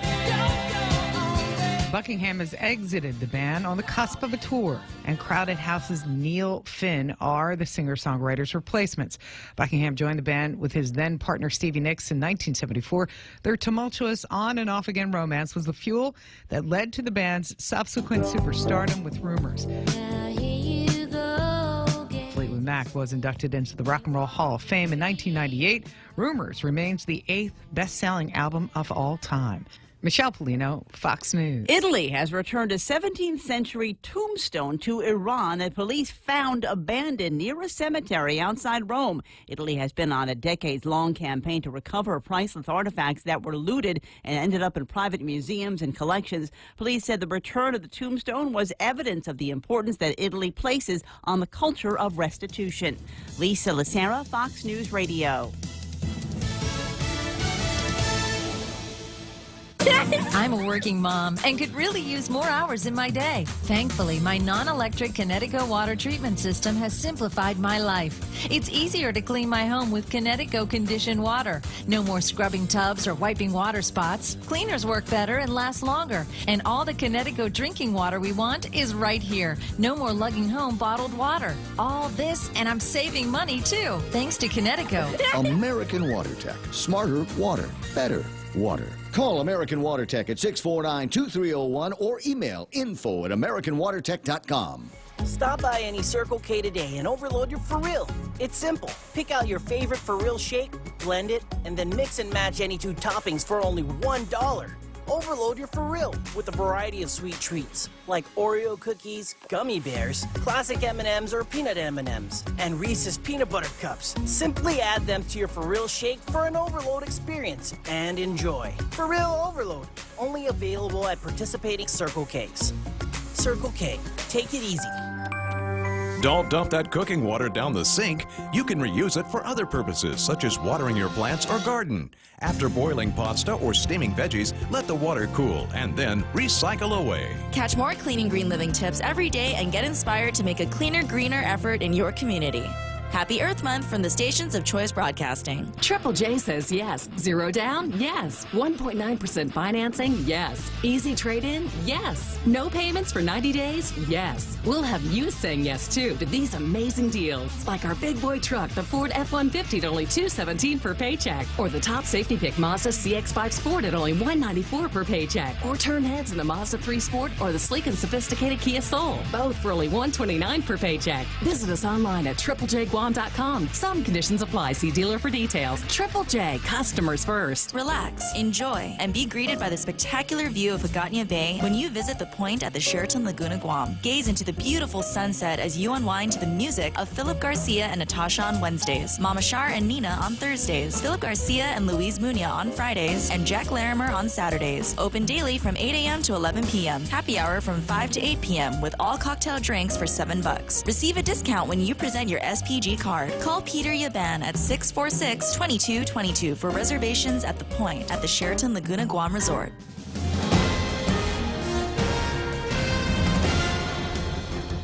Hafa-day and good morning, Guam. News time here at The Point is 8 minutes past 8 a.m. this Tuesday morning. I'm Kevin Kerrigan. Here's a look now at some of the top stories from the Guam Daily Post.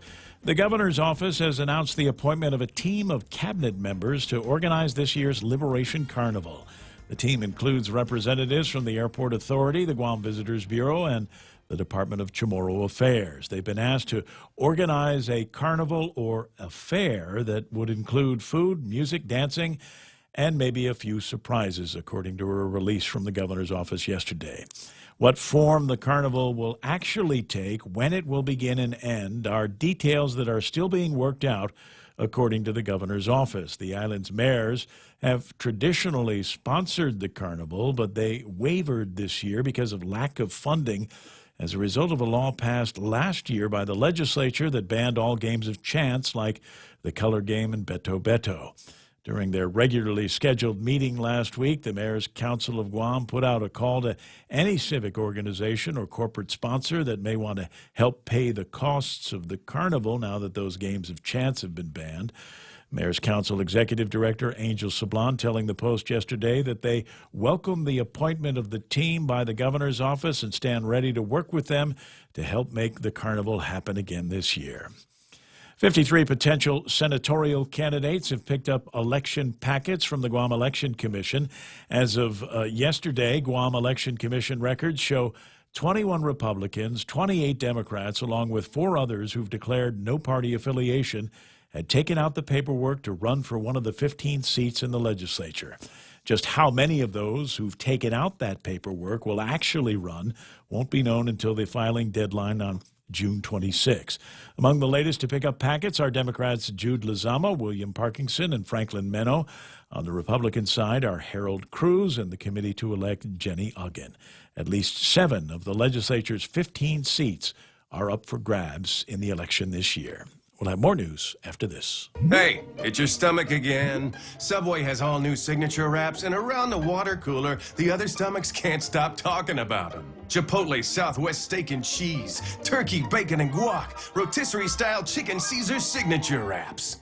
Listen, if I'm honest, as a talking stomach, I don't have a lot of life experience. But I do know one thing. These signature wraps are jam-packed with meat. So what are you waiting for? I'm growling over here.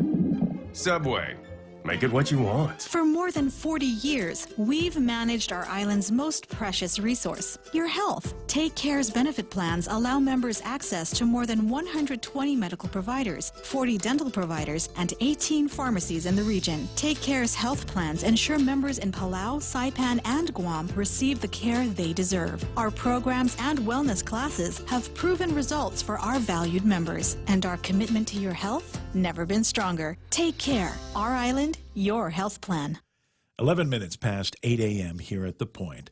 The pedestrian victim in yesterday morning's auto pedestrian accident at Woosting Road and Route 1 has been identified as 33-year-old Anthony Brewer. Brewer was struck by a silver Toyota RAV4 that was traveling on the outer northbound lane of Marine Corps Drive about 1:20 a.m. yesterday. Once a homeless man who volunteered at the Agana Heights mayor's office and worked his way to become an employee there. His co-workers at the mayor's office set up a memorial for Brewer yesterday in the office. Mayor Paul McDonald said Brewer was homeless when he came to volunteer at the mayor's office back in 2003. He said that Brewer enrolled in the high school diploma program for adults sponsored by the mayor's office and later passed the GED test and earned his high school diploma. McDonald called Brewer one of his most loyal employees who was widely known in the village for his volunteer work. The cause of that accident remains under investigation. More motions have been introduced in the case against 9 DOC inmates who are now defendants in the death of a Department of Corrections detainee, Manson Isar, at the Agana lockup in December. But all of those motions will remain pending because half the attorneys appointed in the case have now withdrawn. During a hearing yesterday, Superior Court Judge Anita Sokola said it's difficult to find representation for the defendants, noting that 12 of the 20 attorneys have now withdrawn or are in the process of withdrawing due to their conflicts of interest with certain defendants or lack of experience with the charges. Some opposition motions have been filed in the case already. Judge Sokola said the opposing motions will not be addressed until the court is satisfied that the attorneys for the defendants have had time to advise their clients. For these stories and more, log on to postguam.com or pick up a copy of today's Guam Daily Post. Here's Ray with some weather. It says partly cloudy today with isolated showers. Winds east up to about 20 miles an hour. Daytime highs 89 degrees and overnight lows 76 degrees. Sunset tonight will be about 6:33 and sunrise tomorrow morning probably about 10 minutes after 6 as the days get a little bit longer as we head into our summer months. We go directly from our winter months to the summer months. There ain't no spring here that you're definitely going to be feeling. 8:13, that's news and weather together here on The Point. I'm a working mom and could really use more hours in my day. Thankfully, my non-electric Kinetico water treatment system has simplified my life. It's easier to clean my home with Kinetico conditioned water. No more scrubbing tubs or wiping water spots. Cleaners work better and last longer. And all the Kinetico drinking water we want is right here. No more lugging home bottled water. All this, and I'm saving money too, thanks to Kinetico. American Water Tech. Smarter water. Better water. Call American WaterTech at 649-2301 or email info@AmericanWaterTech.com. You know, I love going to that place because every time I go to American WaterTech, it amazes me the scalability of their product line. They can go from being able to put some kind of system that we've got like here at the radio station, just something in our little kitchen sink. Right. They've got an under-the-counter thing that you can put in there and make the water tasty and clean and good for you, right? Nice. And then let's say that you owned a hotel and wanted a system. American WaterTech can put a system in something as gigantic as a hotel. They've done it before. Ask Rizik. He'll tell you all about it. So whether big, small, these are the guys to call. What am I supposed to do? The thing with Wendy's? Now? Indeed. Okay. Wendy's has got the new smoky mushroom bacon cheeseburger. This is an incredible burger. I'll tell you about the ingredients that go inside of this, and I wish there was a way that I could incorporate some kind of smell-o-vision in this, because I want you to envision the smoky sauce that goes in there. Not a barbecue sauce. It's like a smoky sauce. It's just a little extra flavor. We have sautéed portobello mushrooms, which take on a little bit of the flavor of the meat in that smoky sauce and a little bit of a texture. Right? There's portobello mushroom, a little bit of a texture there that you're going to love. Melted Asiago cheese, crispy applewood smoked bacon. Do I need to talk about bacon? Do I need to say how good bacon is? It's the candy of meats. Don't need to, so we'll just leave that there. And my new favorite thing, they're onion tangles. They're not onion rings. They're not big, fat, fried up things. They're little tiny, just wisps of onions, and they fry them up, light crisp on them. Melt in your mouth. Exactly, but between that and the portobello mushrooms and the beefy patty, that, my friends, is the way they're putting the smoky mushroom bacon cheeseburger together over at Wendy's. This is only going to be available for a limited time. Don't be the guy that pulls up to order at the drive-thru and they say, you know what, Ray Gibson was in front of you. He got the last one, right? So get in there. Do it today at Wendy's. Ready to buy real estate on Guam? Congratulations! But what now? There's so many questions, so many things to do. Where do you start? The best place to start is to call Century 21 Commonwealth Realty, Guam's biggest name in real estate. They aren't the best because they're the biggest. They're the biggest because they're the best. Trust the name. Find out why. Call Century 21 Commonwealth Realty today. 888-2121. Trust the best. Okay, I will. 8:15 in the morning. Portions of the program also brought to you by Security Title. When you absolutely need confidentiality in your real estate transactions, they know how to keep a secret. Security Title. Looking for a reliable power system when the power goes out? Kohler Power Systems are quiet, reliable, and dependable. And they stay that way with regular service and support from the team at Morrico Equipment, because they also offer qualified after-sales service and support for Kohler Power Systems. Kohler generator systems are sold and serviced on Guam by Morrico Equipment. You should call them now at 649-1946 or click morricoequipment.com. The Ray Gibson Show. Any speaker, anytime. Call now. 888-TALK. That's 888-8255. My name is Ray, and I recognize when there is a problem that needs to be solved. And I recognize that there's a problem that needs to be solved in the government of Guam and our current inability to put together the same kind of carnival that I enjoyed as a child, with games of skill, games of chance. There used to be a thing that you show that and I couldn't wait to be 12 years old, because you had to be like 12 or 13 to be able to get into this tent. And it was a woman that turned into a gorilla. What? That's what I said, baby. That's what I said. 13 years old, your prepubescent hormones are going crazy. There's this woman, and wherever she's probably listening now, and she probably still has the same body of the girl in the bikini that we'd go into the tent to go and watch. And it was this light show. It was, and they put a strobe up there, and so she's dancing, and she's doing the girly in a bikini thing, and she's dancing, and the strobe gets slower and slower and slower, and then pretty soon it's dark, and she leaves the stage, and a gorilla is put in her place, and then the light starts strobing back up, and the gorilla starts going crazy in the cage. It's not even good art. But you have to be 13 to see that. But you had to, you can't be younger than 13. So we can't. So why can't we do that now? Because they've changed all of it. It's not the same. We don't have the tall Ferris wheel and cotton candy. But did you know cotton candy is made out of sugar? Yeah, of course. Oh, yeah, that's all it is. Yeah.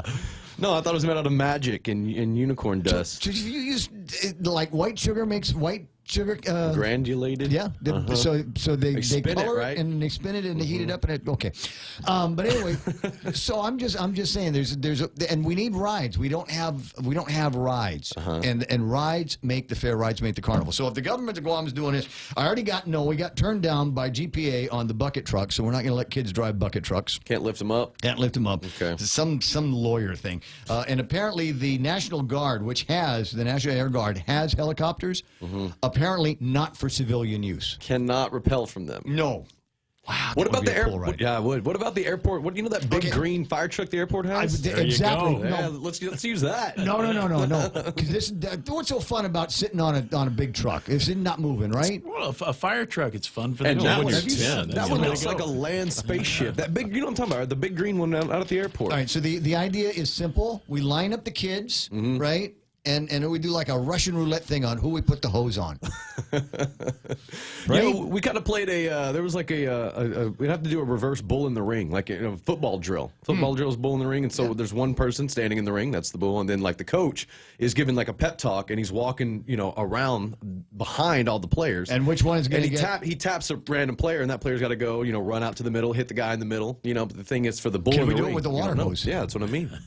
We'd have to just So we would have to just circle the kids around the truck, and then just, randomly spray. Yeah, Ken's asking a question online. It's one of the questions like, where does the endless amount of BS come from on this program? So I'm just kind of endless supplies. It's me. Where is the carnival funding coming from? Gov Guam needs to pay the bills first. I struggle with the idea of giving the government more money when they can't seem to get their own house in order. So yeah, I don't know if it's going to be volunteers that are putting this thing together as regular folks, directors in the administration. I don't know. Can't ask the clergy that has also been suggested on this program. Even if they tell, I won't believe them, okay? It's 20 minutes after 8 o'clock in the morning, and time for Sports with Blake. Very NFL films. That's definitely very NFL dramatic films. sports. Yes. Okay. So by request, IIAA High School girls soccer rolled on as the St. John Knights picked up their okay. The St. John Lady Knights picked up their second win of the season after they defended home turf yesterday afternoon against the Southern High Dolphins, who made the long swim from up in their high school yesterday. Are full of the puns 3-0. The final. Players of the game. Sports puns. Aaron Wang, Jenna Han, and Caitlin Yu. That Aaron Wang and Caitlin Yu, though, by the way, crossover. Oh, so was Jenna Han. They're both they're all standout volleyball players as well. So cool. Lady Knights, win number 2, and continuing with IIAG High School girls soccer, they will play on Wednesday as next round of games will get going. Let's see here. Sanchez will take on Ukadu at Ukadu at 4:30, and Notre Dame will take on Southern High in a battle for down south. That game at Southern High, 4:30. Elsewhere, volleyball. I was going to say, we got some big action going on these days. A bunch of I want to say the championship rivalry from last year is going to be played in the next couple of days. Eagles versus Tennessee Titans. Tennessee Teens and Titans. Yeah. That game slated for, I think, this weekend. Tiedzen will take on Southern. That game tonight. FD trying to bounce back after they were upset by their rivals, the GW Geckos, in their last outing. That game will happen at JFK against JFK, 5:30. GW will take on Sanchez in the meantime. Southern, like I said, at Tiedzen. Indy will take on St. Paul, and Guam High will travel up north to visit the Bulldogs of Ukadu High School. And all these games start at 5:30 with JV, and then usually varsity kicks up around about 6:15, 6:30. I like volleyball. Well, I like volleyball because it's not time. So, sometimes with the dramatics, it could go on for a while. So, either way, that's 5:30 JV start, varsity follows. Could we get the police department to let the kids fire their guns?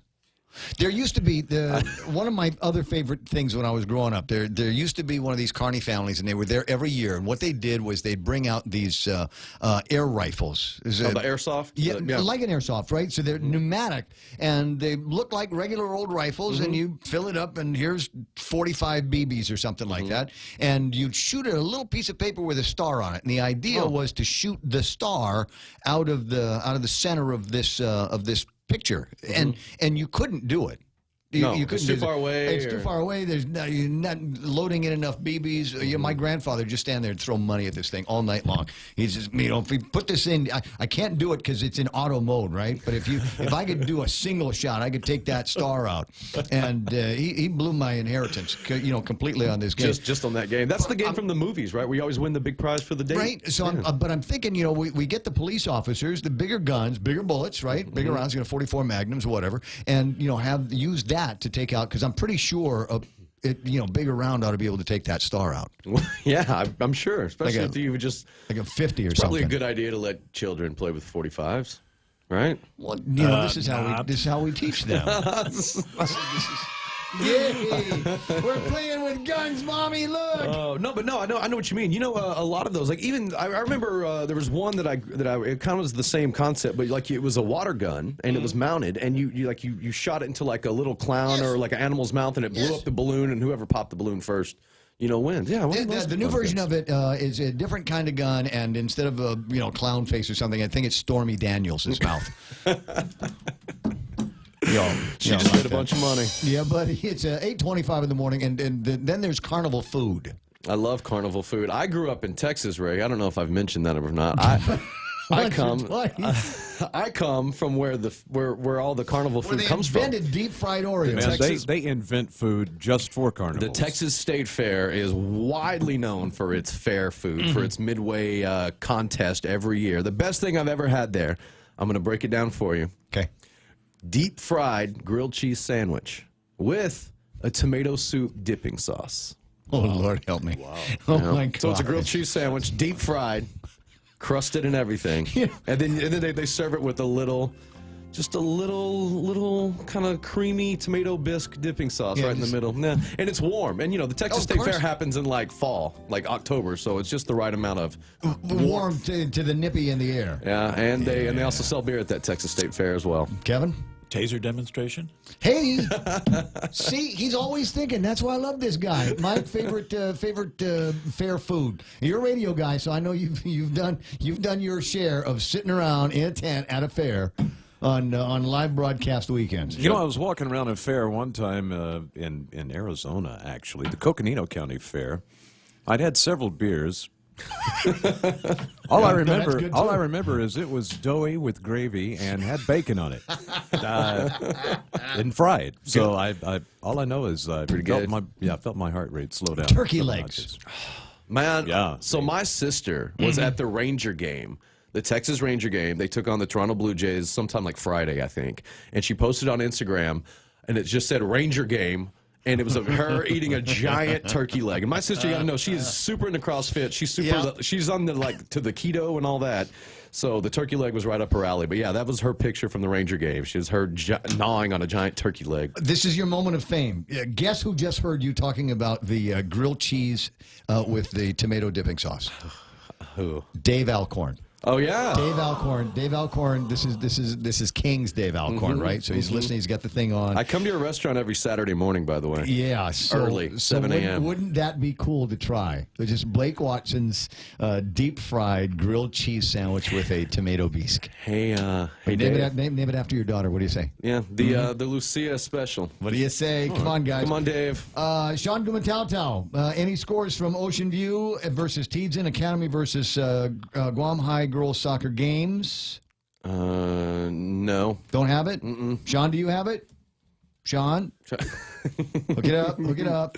Don't be a critic if you don't have it. If you're just bragging about the girls, then you got to give them back with the scores. Appreciate that, guy. We can't be everywhere. I don't know. I don't have any of that at my fingertips at this the moment. This is cool. The lady from Min's Bar is watching the show this morning on Facebook. I've been on her TV screen down there. I've had it. Yeah. You've done karaoke in the place? Yeah, I love Min's. Yeah, a thing the other night. Their anniversary. It's like 8th anniversary, Star Wars Really? themed. Yeah, it was fun. Anyway, yeah, Very cool. 8:27. The last thing I'm going to leave you with is it's not on my Facebook screen right now. I'm sorry, I lost it. I'll see if I can find it again and stick it online. There's apparently a new kind of sandwich that is making people sick to their stomach thinking about it or going, I got to try this as soon as I get home. Fried grilled cheese? No, it is. It's a peanut butter and pickles. That sounds like it was created by a pregnant woman. Yeah, right? That's like that seems like a pregnancy craving. With a scoop of Well, cookies I'm and waiting cream to see on what top. Dave Alcorn comes up with on that. Does that sound pretty amazing, too? I don't know. We'll see what we can find out. Do you remember what Lucy Ricardo's pregnancy craving was? I do not. It was a mango shake with a dill pickle dipped in it. You can handle that, dude. I love Lucy. I got Still to this in my day. pickles. In my kitchen. I'm in my refrigerator. I have pickles. It's not like I'm using it to make sandwiches or anything. I just every once in a while need to have a pickle. I'm like you. I love pickles. I'm getting all that feeling in your mouth when you're filling up with saliva. I better cut you off here. A little bit later on, Bank of Guam people coming in to talk about their big race coming up. Okay. Nighttime race. I'll see if we can head them in your direction as well. That's Blake Watson. He does the morning show over on Star 101 and leans into our microphones every once in a while when he does. Blake with sports. Kevin with headlines coming up. Don't wait another day and waste another dollar. You can start saving today. At Guahan Insurance Services, we are here to help protect your investment and save you money. We offer insurance advising for business, car, and home insurance. So come and visit us at our new office at Camacho Landmark Center at Marine Corps Drive in Tamuning, and let us show you that you can count on us for all your insurance needs. Call 475-1162. At 8:30 in the morning, and before we get into headlines, a real quick look at traffic. And second string traffic doesn't look any better than it did an hour ago, especially Route 3. Traffic slowing down all the way from the intersection from Estumbo into 3 down to the intersection of 1 and 3. A little bit better if you're just going south. You'll see some slowdowns in some of the usual spots. And again, we'll get to pick up just in front of St. John's, because that's the light where that magic happens. Nothing else to report, really. A little bit of a slowdown northbound on Route 8 as you get to the intersection of 8, 10, and 16. A little bit of a slowdown as you get towards the intersection that takes you into Tsalan-Padirun Hadza Street. Don't know where that is? Just go look for it. It's right there. Just look with your eyes. The intersection of 4 and 10. A little bit busy. A couple of cars that are lingering around there. Might take you a light to get through. And then coming out of Zotnia, I want to say just as you're going down the hill, you might see a few extra cars. That's right now traffic on the point. Don't dump that cooking water down the sink. You can reuse it for other purposes, such as watering your plants or garden. After boiling pasta or steaming veggies, let the water cool and then recycle away. Catch more clean and green living tips every day and get inspired to make a cleaner, greener effort in your community. Happy Earth Month from the stations of Choice Broadcasting.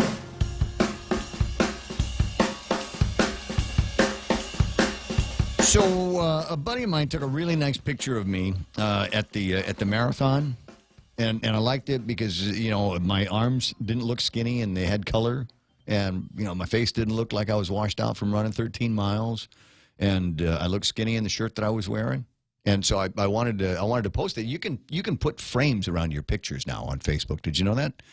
Well, it's because they get these frames that you can do, and the one that I liked the most that didn't work for me was the one that said Island Girl. So I'm trying to figure how do we make our own of those? Could somebody send me a link to the splains on how you can make your own frames? Because I'd do one for the morning show, right? We could do one for the Ray Gibson show here on the point. Right now, it's time for his last look at traffic at headlines this morning. It's the amazing Kevin Kerrigan from the Guam Daily Post.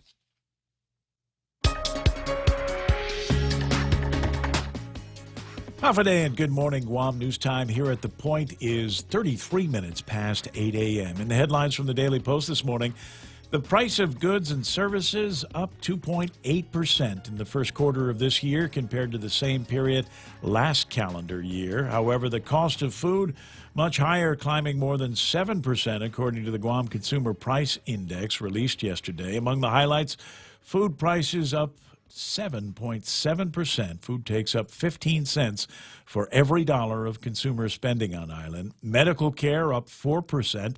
That is 20% of consumer spending on Guam. And housing prices up 1.2%, which makes up about 32% of consumer spending on island. An 18-year-old has been charged in connection with a February stabbing that took place on the beach near the outrigger in Tumon.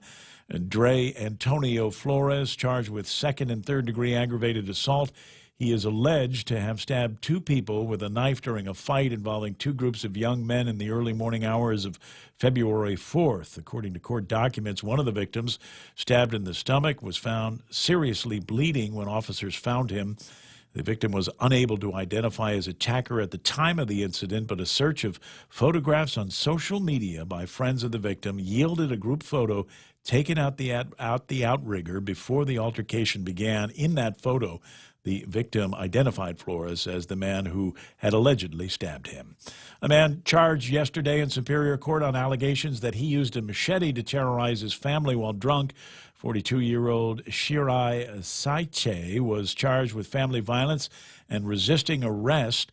According to court documents, Saiche threatened a woman known to him at an Agate residence. He reportedly began to yell and threatened to get a machete. The woman ran to a neighbor for help, called police. When police arrived, Saiche allegedly grabbed an officer's shoulder and began to struggle with the officers. The magistrate report states that the officers had to use a taser to subdue him and place him under arrest. For these stories and more, log on to postguam.com or pick up a copy of today's Guam Daily Post. Portions of the program, in fact, this one here where I recite the time, brought to you by iConnect. iConnect time is 8:34. Connect longer for less with iConnect's push-to-talk mobile and internet plans. At Micronesia Renewable Energy, values matter. So all of their solar energy systems come with guarantees and the most value. No shortcuts, all quality. It's giving you that solar energy system at the best price. It's using highly efficient solar panels with typhoon-proven racking, built by highly skilled local technicians, so your system performs and saves you money. It's total peace of mind all the time. Not all solar companies are created equal. For experienced quality solar, it's MRE. Call 632-2613. MRE, the smarter choice. Are you a veteran or on active duty looking for a home loan and VA eligible? Then Bank Pacific stores are open to you, where we are a VA-approved preferred lender. That simply means we can give you faster credit approvals and loan closing. And with today's super low rates, you just can't go wrong. Bank Pacific's My VA Loan, where we're open to closing your loan in a hurry. Bank Pacific, where others put branches, we place roots. Equal housing lender, credit conditions apply. Viva Bank Pacific. Yeah, I was just looking at this going, there seems to be a lot more places today where there is a lot more traffic.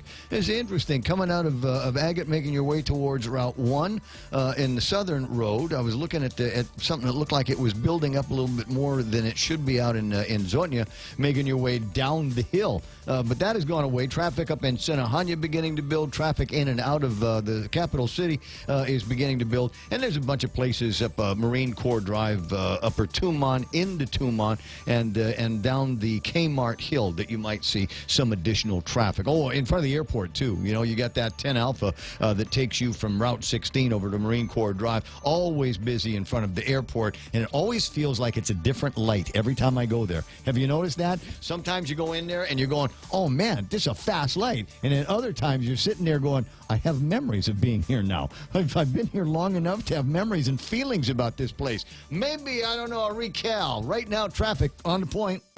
Every time I travel, there's something from home that I can't leave without. I take my Docomo Pacific Data to Go to share my stories in Taiwan, check subway routes in Tokyo, be my food guide in Hong Kong, meet new friends in the Philippines, make updates in the States, find my way around Korea, and check out all the cool shows in Singapore. It's the data I have in all the places I love for only $10 a day.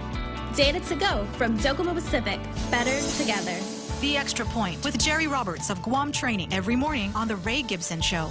It's never a good day when a valued worker tells you they're leaving. It's a horrible feeling.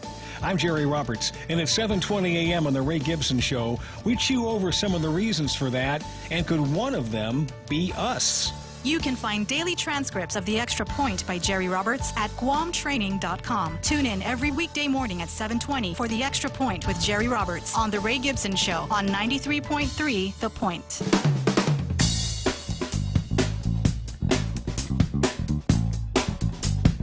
don't know. Maybe I will use the Island Grill frame. It's pretty. 22 away from 9 o'clock in the morning. A little bit later on, actually, it's a big day for banks to come in. I got my friends from Community First that are going to come in. And if you're thinking about getting in business, there's not one of us that doesn't have an entrepreneurial spirit. I know I have an entrepreneurial spirit, but I like to use somebody else's money. But I know that there's people out there that go, now's a good time to get into, I don't know, like the food truck business. Have you seen the explosion in food truck activities in this town? It seems like every street you go down, there's a food truck. I've seen one out in Manilao. There's one on the way down into Tumon. And they're not, with the other food trucks. They're just kind of on their own. There was one over by the Guard Center on Route 8. Might still be there. It's supposed to have, the best on-the-road hamburgers that you're ever going to get. But, everybody's got this idea. Like, if I just had some money, I could put that into some, into a truck or into some equipment or into something. And then I can be my own boss. Then I can do my own thing. The question is, where do you get that money? And sometimes you go bug your family, your friends, and then they stop being your friends. Nothing you can do about family, right? And sometimes the smart move is to go and get it, institutionalized. So we'll talk about business lending with the guys from Community First when they get in a little bit later on. We will talk with the Bank of Guam people about a big race that they have got coming up. Now that the marathon is all done, there are guys that will be running in the big race. And many of them, I'm not going to say, I know many runners who, how do I say, kind of rested their legs in the marathon and the various races they had in the marathons, primarily because they wanted to be in really good shape with the race that's coming up from the Bang, because the Bang has got some serious money prizes that they're going to be giving away as well. So that's all ahead in the program. Right now, I'd like to say good morning. There's Sean Gumatautau watching, and DJ Cure, Dave Alcorn, James Howard. And James came up with a great idea. I've been sweating this out for the governor all morning long. And that is different attractions that we can have in the administration's carnival. Sometimes I put words together and it just sounds funny. The administration's carnival. I'm talking about the one that's coming up for the liberation, not the last 8 years. Sorry, just it's the way my brain works. And so James thinking about it as well. He wants to have a Dunk the Senator booth. And you know what, Jim, I was watching a lot of the proceedings when they started doing the hearings at the legislature on what to do about taxes, hidden taxes and the GRTs and the BPTs. I think the senators have already been dunked, if you will. Yeah. So the senators going, well, okay, we'll do this because the government's broke and you guys are telling us how broke we are and it's going to be payless paydays and furlough Fridays. And for heaven's sakes, we can't have that. We can't have the 11,600 employees of the government of Guam mad at us. So we'll do whatever you say. Just promise as soon as this is done, we'll get around to doing some revenue enhancement in the government that doesn't hurt the people, like the BPT increase. Let's talk about amnesties. And they are talking about amnesties. They said we can do amnesties in like 2 months. Huh? Wait, I thought the situation required action now. What do you mean in 2 or 3 months? What do you mean until after we see what the numbers are going to be after April? Get out of here. Thought we were in a fiscal crisis, some kind of emergency.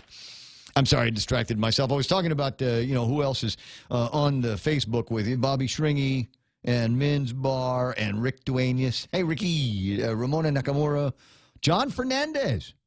Are they having inspections today? Somebody posted up on Facebook how nervous they were about investigators, inspections. Is there an accrediting inspection team out here today, John? Jose Martinez, Deanna Palmer, Yuka Hechanova, just back from Pohnpei, and there was a story floating around about the OPA going and doing a peer review down in Pohnpei, and I know that she was a part of that team that went down there and did that. So it's great to see. I take a second to applaud you for finding me on the Facebook feed I really appreciate it. I like the idea, A, that I can see you, and B, that you can comment on things that are going on kind of in real time. I'd prefer a phone call, 888-8255. Love hearing from you on that. But if that's the way you want to communicate with me, that's fine as well. You can also send me emails, raygibsonshow@gmail.com, and working on a few other surprises for you. Surprises. That's what they're going to be doing over at the carnival. And maybe they will do something, right? I know. We'll do one of these things. Instead of the girl turning into a gorilla, we'll have a deficit turning into a debt. I'm sorry, government fiscal joke. The wonks will get it. The wonks will laugh. The wonks will have a good time. So it's 8:43 in the morning, and we were out talking among the big stories on a day where there doesn't seem to be a whole lot of big stories. One of the things that is out there and causing me a bit of discomfort, amusement, sometimes it's both, was the consumer price reports came out for the first quarter of 2018. And I don't need to tell you that the prices have gone up. You felt it. And I don't need to tell you that the prices are going to continue to go up. You're going to feel it. You know why, Joe Balaja and Tony Schilling? You know why? Because we've got the increase in the BPT. However, that increase in the BPT does not factor into the numbers that Albert Perez put together when he did the Consumer Price Index. That's still based on the pre-increase BPT numbers coming out of the last quarter and into the first quarter. So where are the big jumpers? Bakery products, believe it or not. Is that right? No, beef. Beef is up 3.8%, which sucks because many of my favorite meals actually come from cow beef. Poultry up 18.2%. This is just since last year. The price of poultry has gone up almost 20%. You know, and you know why? Because we're eating more chicken. That's why, because beef is so expensive. Anybody put a price tag on a pound of beef? Ground beef, I think, is selling at one of the stores these days for $2.50 a pound. $2.50 a pound for ground beef. Get out of here. And like I said, so we eat less of that, and we start moving over to poultry, and they go, oh, people are eating more poultry. Raise the price on chicken. And that's the way it looks. I'm sure there's another reason besides just noticing that a lot of people are eating it. Eggs at 10% increase from where they were last year. Fresh fruits up 9.5%. That's yuck. I'm okay with fresh fruits. I'm not big on fresh fruits that we don't grow here, or that we can't grow here. I don't think you can put a cherry tree in the ground here. I've never heard of that. I know that once upon a time, before the war, there used to be places that could grow something like oranges here. A lot of different kinds of citrus that do well on Guam. And maybe as we watch the prices go up here, it begins to legitimize in your head the opportunity to do more with local. Because all of these things that I'm talking about that are going up in price, we can do them here, and we don't need to fly them in or boat them in. We can make our own beef, can't we? Slaughterhouse thing? Yeah, the problem is with land here, but the citrus thing I like. I like that idea. Well, I think citrus would grow great because we get the sunshine, and that's really the main ingredient. But I like oranges and things like that. I'm trying to figure out, what kind, because it does like a little bit cold, doesn't it? Don't oranges like a little bit of a lower temp than we get from down here most of the time? No, sometimes, but there's different varieties of oranges as well. Anyway, so my point is that almost all of the things that we see imported are things that we are capable of growing around here. And so if we want to see the prices on fresh fruit go down, stop buying as much of the fruits that you would normally get. I mean, it's a treat every once in a while to buy cherries. And cherries are more expensive than gas, I think. So instead of buying that, see if there's other local fruits in the section that you might be able to buy and support the local guy doing it. They're talking about doing eggs, and I'm hoping that the eggs we get good enough at doing eggs on Guam that the prices can become what they're supposed to be, less than $1 a piece at the end of the day. And I don't know why chicken is so expensive. It might be very expensive, again, because everything has to get shipped in from Tyson Farms, right? Yeah. But there are chickens. There's no reason why we couldn't grow our own chickens here, why we could not have something where we made our own kind of chickens. And it'd probably be tastier chickens and healthier, because I don't know if we're going to go through that time, trouble, and expense of doing it. I'd make a gourmet chicken. I'd make it a free-range chicken. I wouldn't do one of these animal farm chickens. I would, because you know why? Because people that are into free-range stuff and the organic thing, they'll pay more without even looking at it. True. They'll just go, "Oh, that's a free-range, organically grown chicken." Yes, it is. It is not a Franken chicken. I did not steroids this chicken, and it's only eaten natural things from natural grains. And it's a happier chicken. It's too. a happy, and I talk to the chickens like this. Therefore, they are happier. Good morning, Tom. How you doing there, buddy? How you doing, my friend? I'm just musing. I'm basking and bathing in the stream of consciousness here today. Anyway, I'm glad I called your number correctly, because I just can't remember it. But I called the other News Talk radio station, and they told me to go to hell. You know. They hung up on me real quickly. Hiya, day. 888-8255. Come on. Really? I already got that written down now. Okay. All right. Memorize that. Anyway, is it true that there's going to be an adult kind of contest at the carnival? Like only adults can go in, where it's going to be a wet T-shirt contest? I had not heard that. It says, who's put you under that notion? Or are you asking for it? I mean, if that's something you want, we don't need to build a carnival. There's all kinds of entertainment places down in Tumon where they don't even worry about making the T-shirt wet. They just take everything off.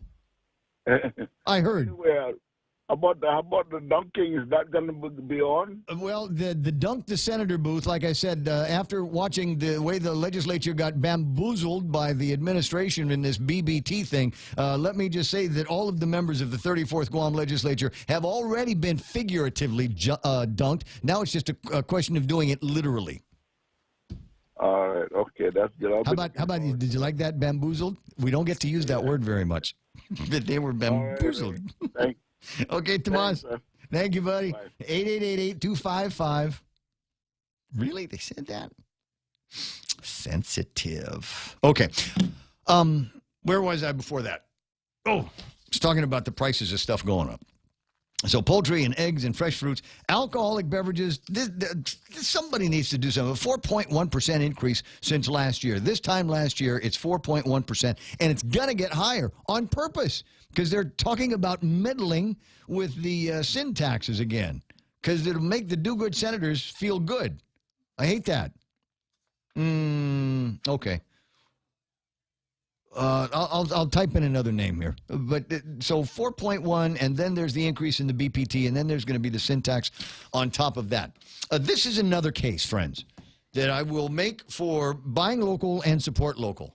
If we're talking about putting a tax on these sin things, then maybe it will come down to one of a couple of things. One of them is you just eat it and pay the extra freight on this, or make it yourself. There are guys here. I've touched on it at least once in my life, where I explored the possibility of making my own beer. And you can buy kits, like a Mr. Beer kit, that will allow you to make your own beer.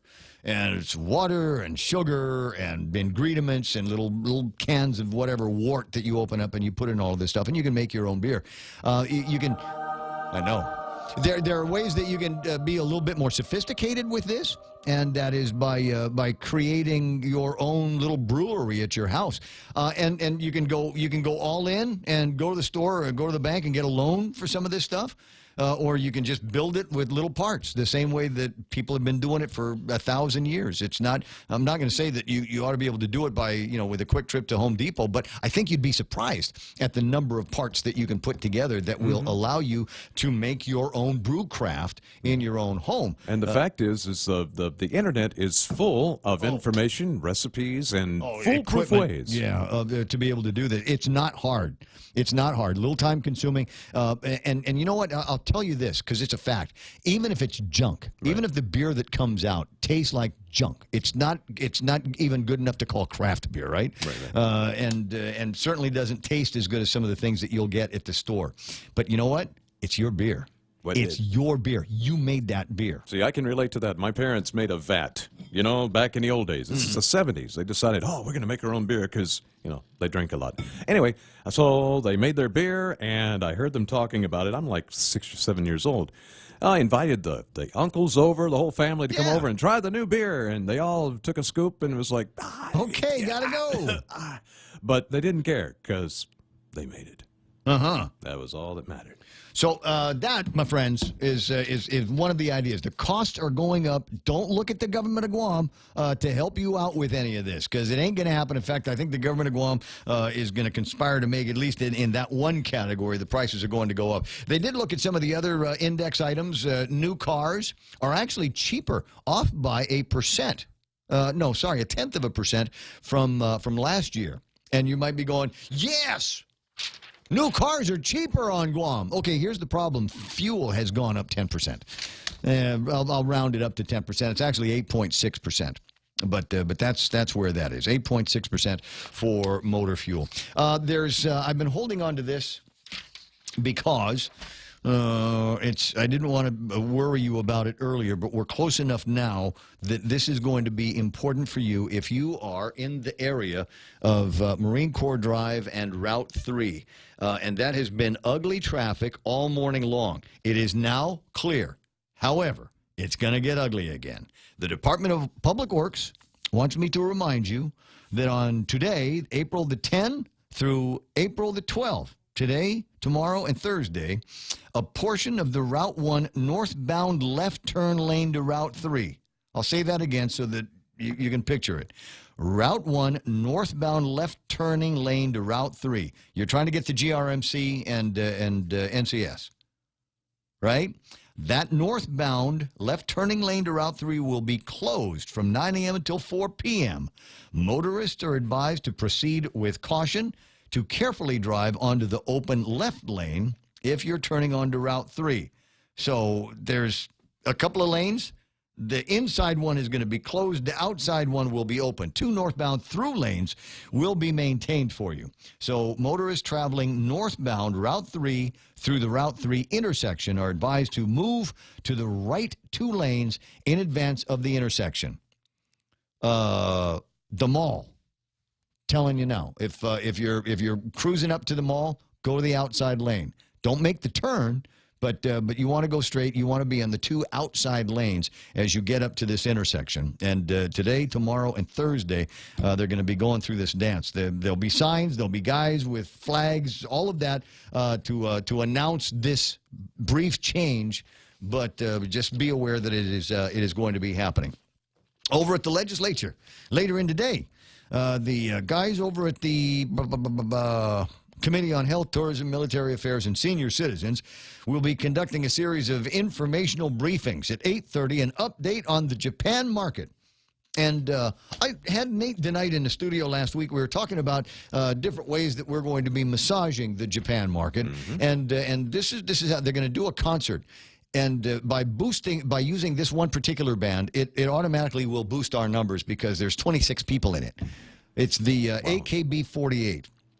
I don't know why they're called AKB48 because there's only 26 of them, but that's what it is. It's AKB48. There's some complicated math involved there somewhere. And it's a bunch of girls that look almost identical to each other. Okay. They're that kind of girl in that age group with that costume, and they're going to be performing on Guam April 21st at The Beach in Tumon. GVB President and CEO Nate DeKnight confirmed the group is coming to Guam through a fan club tour package being sold in Japan by overseas traveling partners there, which is awesome.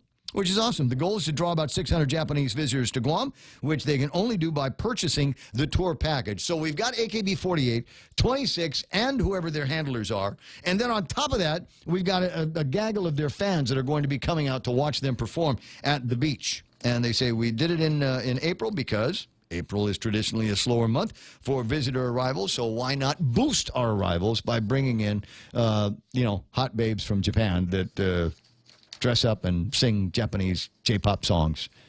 And I'm all for that myself. when I was in Nagoya, yeah, that's how I got to Okinawa last time. I was in Nagoya. There was, and I thought it was neat. The upstairs shopping area at the airport had a stage. And they did all kinds of shows up there on the stage.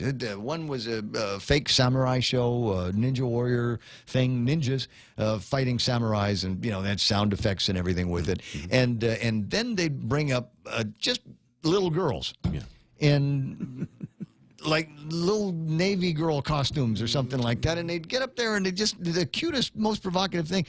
And we were just talking about this among some of our friends the other day, and it's about the creepiest thing in the world.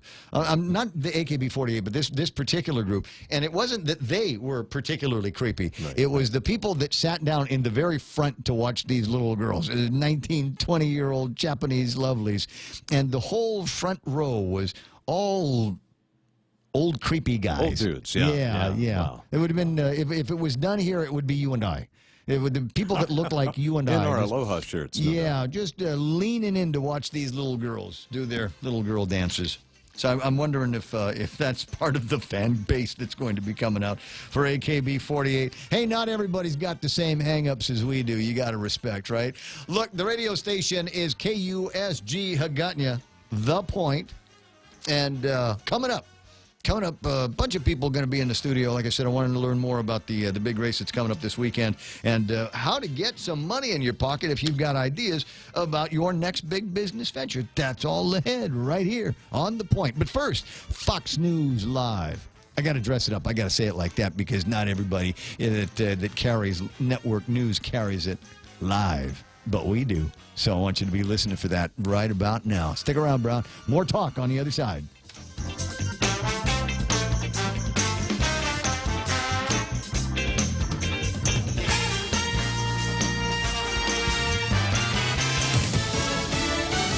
Reaction from the White House. I'm Lisa Lacera, Fox News. It's a disgraceful situation. It's a total witch hunt. I've been saying it for a long time. President Trump moments ago after it was learned the president's personal attorney, the subject of an FBI raid. The FBI raided not only Michael Cohen's business office, but also raided his apartment and a hotel room in which he has been staying.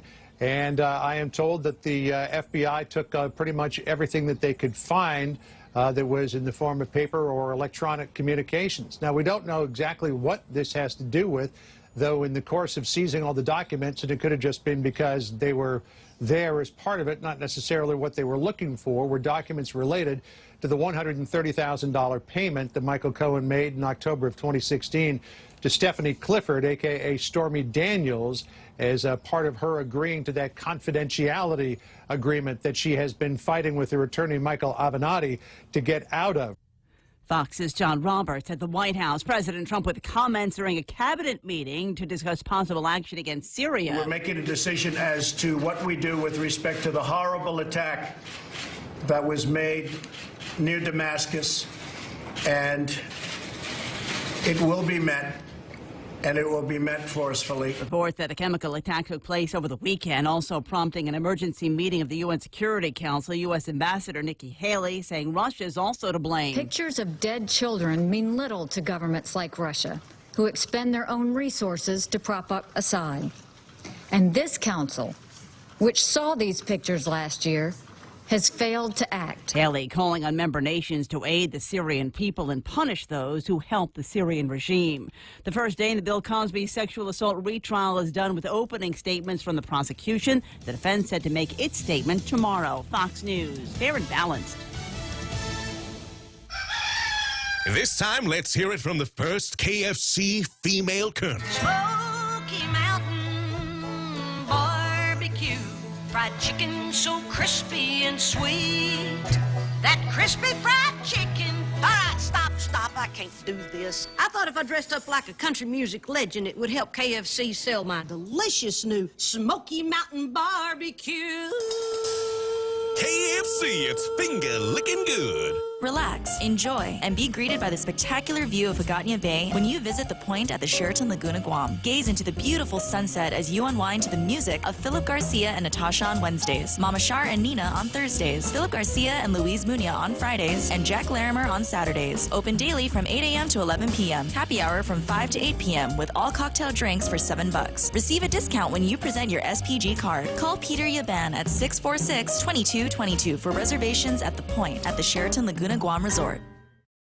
Arizona boosting the number of National Guard troops it'll send to the Mexico border to 338 from 225. Arizona Governor Doug Ducey sent National Guard members to the border with a promise to send more. There's been a surge at the border, a 200% increase of migrants coming over the border in March, year over year. But when questioned if this was just politics or overreacting to 1 month of numbers, Ducey said Arizona's been dealing with immigration-related issues for over a decade, and the Guard would allow the Border Patrol to do more actual border patrolling. Texas began sending Guard members late last week. President Trump said he wants as many as 4,000 Guard members at the border until his wall is built. Jessica Rosenthal, Fox News. And Texas now saying it will send 1,000 troops, up from 250. A Florida police officer reassigned after a post on Facebook that appeared to suggest he believed the Parkland school shooting was a hoax. North Miami Beach police say Officer Erickson Harrell is on administrative duty with pay pending an internal review. The Sun-Sentinel newspaper first reported that a March 29th Facebook posting in Harrell's name about the shooting asked, "What proof do you have?" The February 14th shooting left 17 people dead. As Congress returns from spring break, a new senator sworn in. Vice President Mike Pence presided over the Senate to lead a swearing in for Cindy Hyde-Smith. Please raise your right hand and repeat after me. Republican Hyde-Smith was appointed to succeed Mississippi Republican Thad Cochran. He retired April 1st. Hyde-Smith is now the first woman to represent Mississippi in the Senate. She'll run in a November special election to fill the remainder of the term. On Capitol Hill, Jared Halpern, Fox News. The sprawling ranch in northern New Mexico, owned by retired radio host Don Imus, up for sale. The property, listed at $19.9 million near Santa Fe, was used to benefit children with cancer until 2014. Lisa Lacera, Fox News Radio.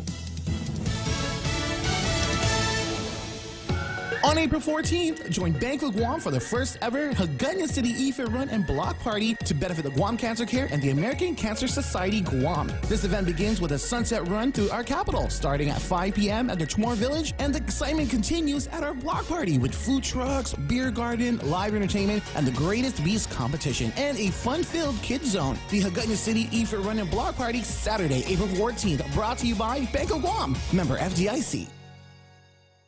I need to tell you about this. It's important, and it's for a limited time only. I don't want you to be the guy that goes through the drive-thru and says, yeah, you know, I heard that guy talking about the new smoky mushroom bacon cheeseburger on the Point radio station, and they go, oh, yeah, that guy just bought the last one because he's a big fan for it. So I eat these things like 3 times a week, and I suggest that you do as well.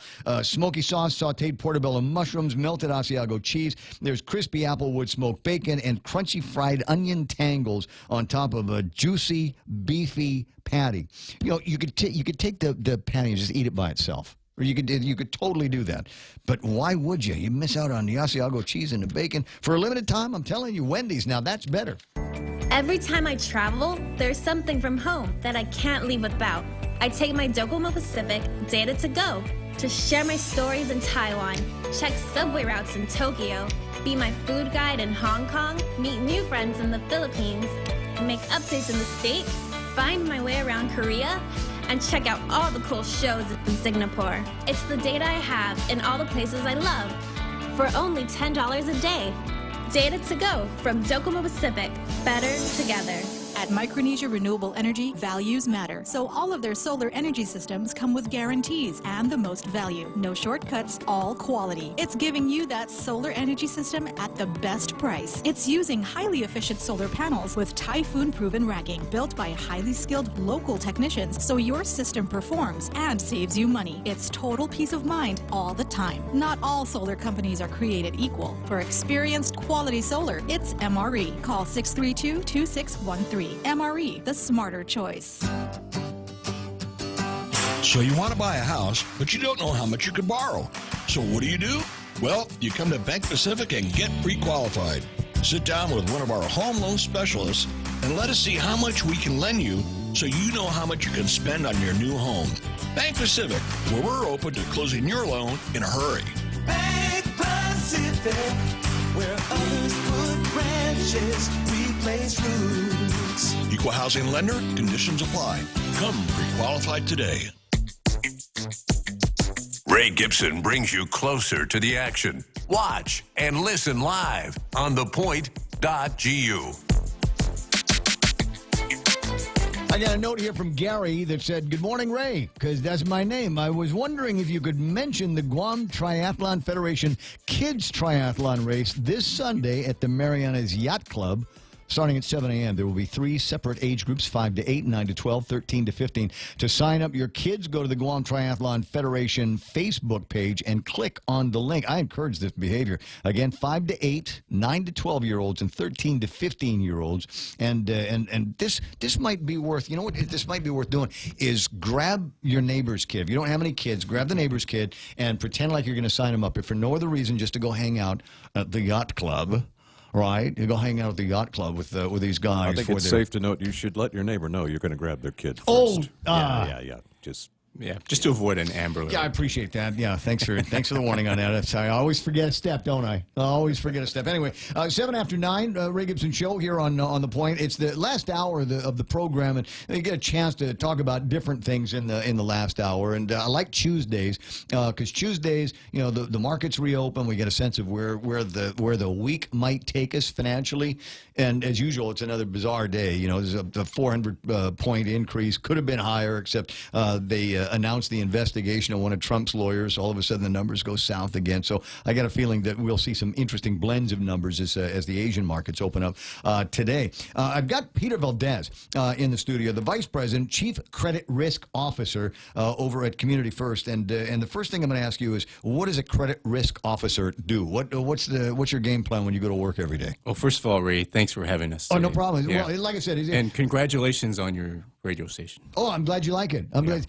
We got a certain amount of financial support from these guys over there. Indeed. And in exchange, they get to come in every week and talk to me about some of the things they're doing. But you examined the risk, and you said, yeah, everything except Ray Gibson's looking good. So we'll take him out of the plan, and we'll go with all of the guys that have got real money. So every credit facility, from a credit card to a large commercial loan, has a varying degree of risk. And the credit risk is evaluated carefully to protect the credit union by putting on low to moderate risk earnings assets, essentially our loans. Yeah, and so that's sort of what we do on the risk side. And you know, again, every credit has its own unique set of risks, and we carefully granulate that and try to make sure that we're safe in that regard. Is it different doing risk assessment in a credit union versus doing it in a bank? The different kinds of lines that you've got available, is it all kind of the same thing? I mean, the underlying fundamentals of lending are there, right? Yeah, so they're essentially the same. So as you talk about granulation and fine slicing, does the region, does Guam have any unique features? Does it add any pluses or minuses just being on Guam? And understanding that you're talking to somebody that born and raised on Guam, lives a higher with a higher cost of living, cost of goods that get shipped to Guam. Does that factor into your risk assessment much? It does, and it also does with the secondary market. So folks like Freddie Mac, Fannie Mae, they look at Guam a little bit differently from other areas. Interesting. One distinction is how they look at our real property here, and only because of where we're located. Right, we're right snap dab in the typhoon belt, and so some of the requirements are a little bit more stringent for Guam. Of course, and for lenders, that gives us a little bit of relief because we really write the deals a lot more tighter than you typically would see. So during the 2008 collapse, a lot of the portfolios in Guam were spared, of a lot of the stuff that was going on in the mainland. Right, because stronger fundamentals, I always thought. Sometimes it needs to be a little bit difficult for people to get their hands on some kind of credit. Right. People still need to earn their credit in 2018. It's we don't need we're not giving it away, and you've got to be able to show somebody that if you ask them for money for whatever reason, they've got a pretty good chance of getting that money and the interest back without having to chase you every month for the dough. So the topic for today is commercial and member business loans, and I know a thing or two about this, having gone through some of this before. But what kind of loan programs do you have out there for somebody with that entrepreneurial spirit? Well, Community First believes that the future financial health for the credit union involves these commercial business and member business lending, especially lending with our government-sponsored partners, such as GIDA, SBA, and USDA, to name a few. Well, let's go over that. So you got the three of them, the big three: GIDA and SBA, and who was the last one? USDA. USDA. Right, Okay. right. So USDA. All right. So we got to punch through all of these, and let's do it in terms of let's go from the easiest to the hardest. Which one of these three is the easiest for you guys to work with? We'll talk about difficult to least difficult, if you like. Okay. Well, he's using risk officer terms. Really, here. it depends on the complexity of the loan request. And I'd like to first start off talking about SBA, because SBA really meets a lot of the needs for small to medium-sized businesses who are starting off to growing. And SBA's flagship program is the 7A program. And it allows for their participation to guarantee at least 75 to 85% of the loan that we're working on. What that does for the credit union is it mitigates some of our exposure risk. Right.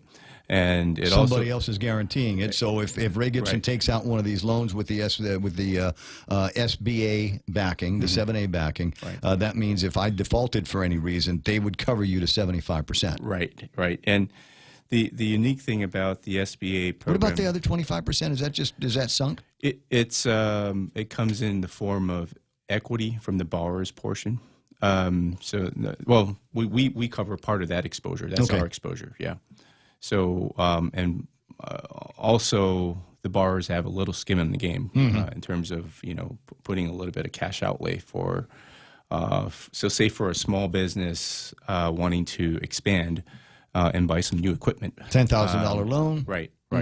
They would come in and put in a portion of their request, and essentially SBA will guarantee a portion of that loan, and so we would take the remaining exposure. Like a regular loan, except somebody is backing you up 75%. The U.S. government. They're guaranteeing that. Right. So what risk assessment does the government do so that they feel comfortable covering 75% of a $10,000 equipment loan? That we're meeting our end of the deal. That's it? Yeah. Really? So we maintain and service the loan, and we provide them with all the financial reporting that's required in monitoring the loan. And so long as certain, we have loan covenants that are unique to commercial loans to kind of kick the tires and assess the health of the business, right, on a going forward basis. So what if I'm the guy with no equity?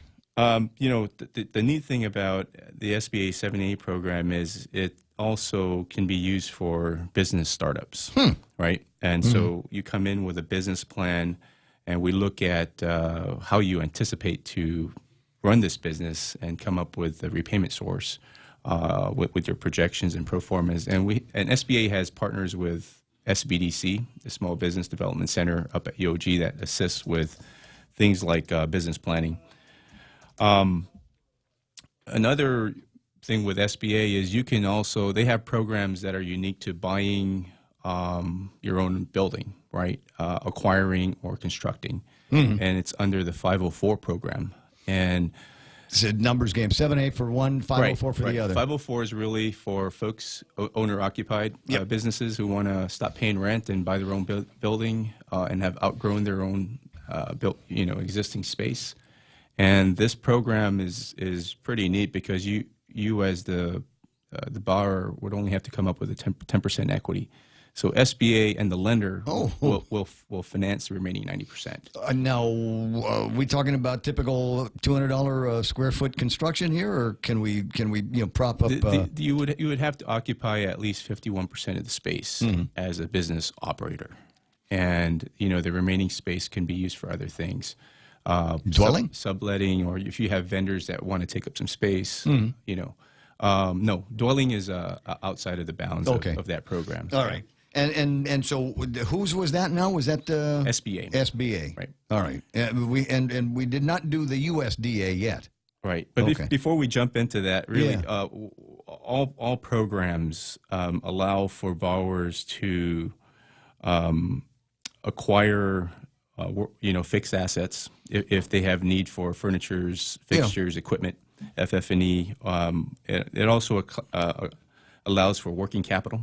So if you have a business that's reached its maturity and its cash flow is crunched, they still got to pay people. They may talk to us about setting up a working capital line, and we can use our partnership with SBA and GITA, to support our line of credit. So this becomes important because what we're talking about here is not necessarily incubation here. We're not talking about taking a new business from business loan or from business license to the rest of the day here. This is also for businesses that are already in the game. Absolutely. And might need a little bit more financial assistance, a few more financial tools to be able to see them through some of the tough times of the year. So I like that idea. So now working with are all three of these kind of lender of last resort deals? Not necessarily. Okay. Yeah. I mean, you can come in and start speaking to any lender. And if you come to Community First and you're talking to us, for instance, about buying an industrial warehouse, one of the things we would speak to you about is our interest in working that with our partners like USDA and GITA. Sure. And essentially, it's just so we can have some comfort level on managing our overall exposure risks to that particular borrower. Are you the last signature on a loan application? Does it sound like it's just the risk officer thing, right? It just at some point somebody's got to sign off on it. It says I've looked at this and the chances are likely that we will get repaid. Right. And so it's you, and then we send it up to Jerry, right? And then Jerry's the last guy. Sure. Okay. Sure. Whatever you say, right? No, I mean, but the government guarantee really reduces the risks, improves liquidity through an active secondary market. Yep. And best of all, it minimizes the impact on some of the regulatory lending caps and limits imposed on credit unions. Right. We're not a commercial bank per se, and so we really work hand in hand with these government-sponsored entities. Well, it's a good idea, and from the perspective of somebody that has been in this process just recently, I can tell you that it's worth talking about, and you get to work with all kinds of different people. It's not they're not good, and I'm glad that there's a number of different programs because not every loan situation is going to be the same. Not every vendor position is going to be the same. So it's nice that you've got options, and it's nice that you've got an option locally too. When we're talking about doing work with GITA, right? And they are in a position to provide guarantees as well. And GITA's been a very important partner for us through their SSBCI program, and it's allowed a lot of doors to be opened where capital really is very restrictive, and so GITA has allowed us to grow some of our member businesses and their particular needs through their guarantee program. Right, and so don't write them off, and you don't need to necessarily go directly to GITA in order to get this done. Community First would be more than happy to put the paperwork together and go as your advocate to GITA. And generally, my understanding is that once you guys at your end kind of approve it, they'll look at it and say, well, Community First likes it, so rubber stamp. Sure. We like it too. Sure. I mean, and we try to, we try to ensure that the underwriting of the loan safeguards both us and GITA. Yeah. The other question is, it's nice that we've got these three players, right? It's nice that GITA's there. It's nice that USDA is there. It's nice that the SBA is there. Right.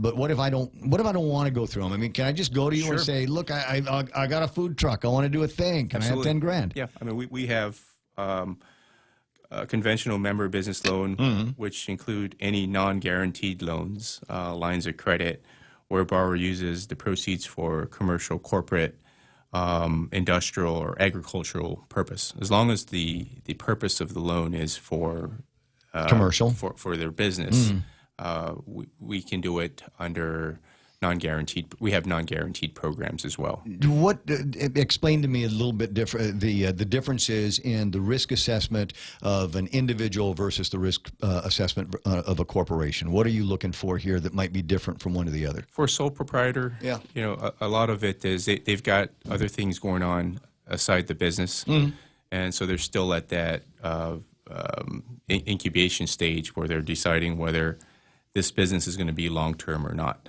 So there's not a full buy-in in their time into the business. So they have another job somewhere else. And they're trying to do the morning show at the radio station and food truck at night. Yeah, food truck at night, you know, park at the flea market on the weekend. So there are individuals who come in with those types of requests. And the strength in that type of scenario is they still have their day job. Yes. You know, so we look at it almost as if we look at a consumer loan as well and see if they qualify as such. Oh, nice. Okay. So it not that different then from just going to the bank and saying, I want $10,000. The question might be, what are you going to use it for? A, I'm going to pay off credit cards, or B, I'm going to open up my own business. Right. So from your perspective as a risk officer, not encouraged, but you know, it happens. I mean, people will pull resources to seek their dreams. I mean, I've seen. Well, if you've got the credit, why not? You know, some folks will just write off all of their credit card limits to set up this business. And yeah, but it's such a very bad idea to put everything on credit cards, because the interest rate that the credit card companies are charging you are going to be far more than what Peter's going to be charging you over at Community First. Not advisable. No, yeah. So I wouldn't necessarily go in that direction, but there are some guys that like to do the risk and will do it that way. We're talking about the SBA loans. What's a typical one look like? The SBA loan, borrowers receive longer maturities, which effectively reduces their loan payments and increases their cash flow. Right. And the key features include longer terms. So they have a max term of 25 years. As opposed to the standard biz loan? Yeah, I mean, 15? You know, and 25 years, we're talking about we're going back to like the 504 program where you have commercial real estate involved.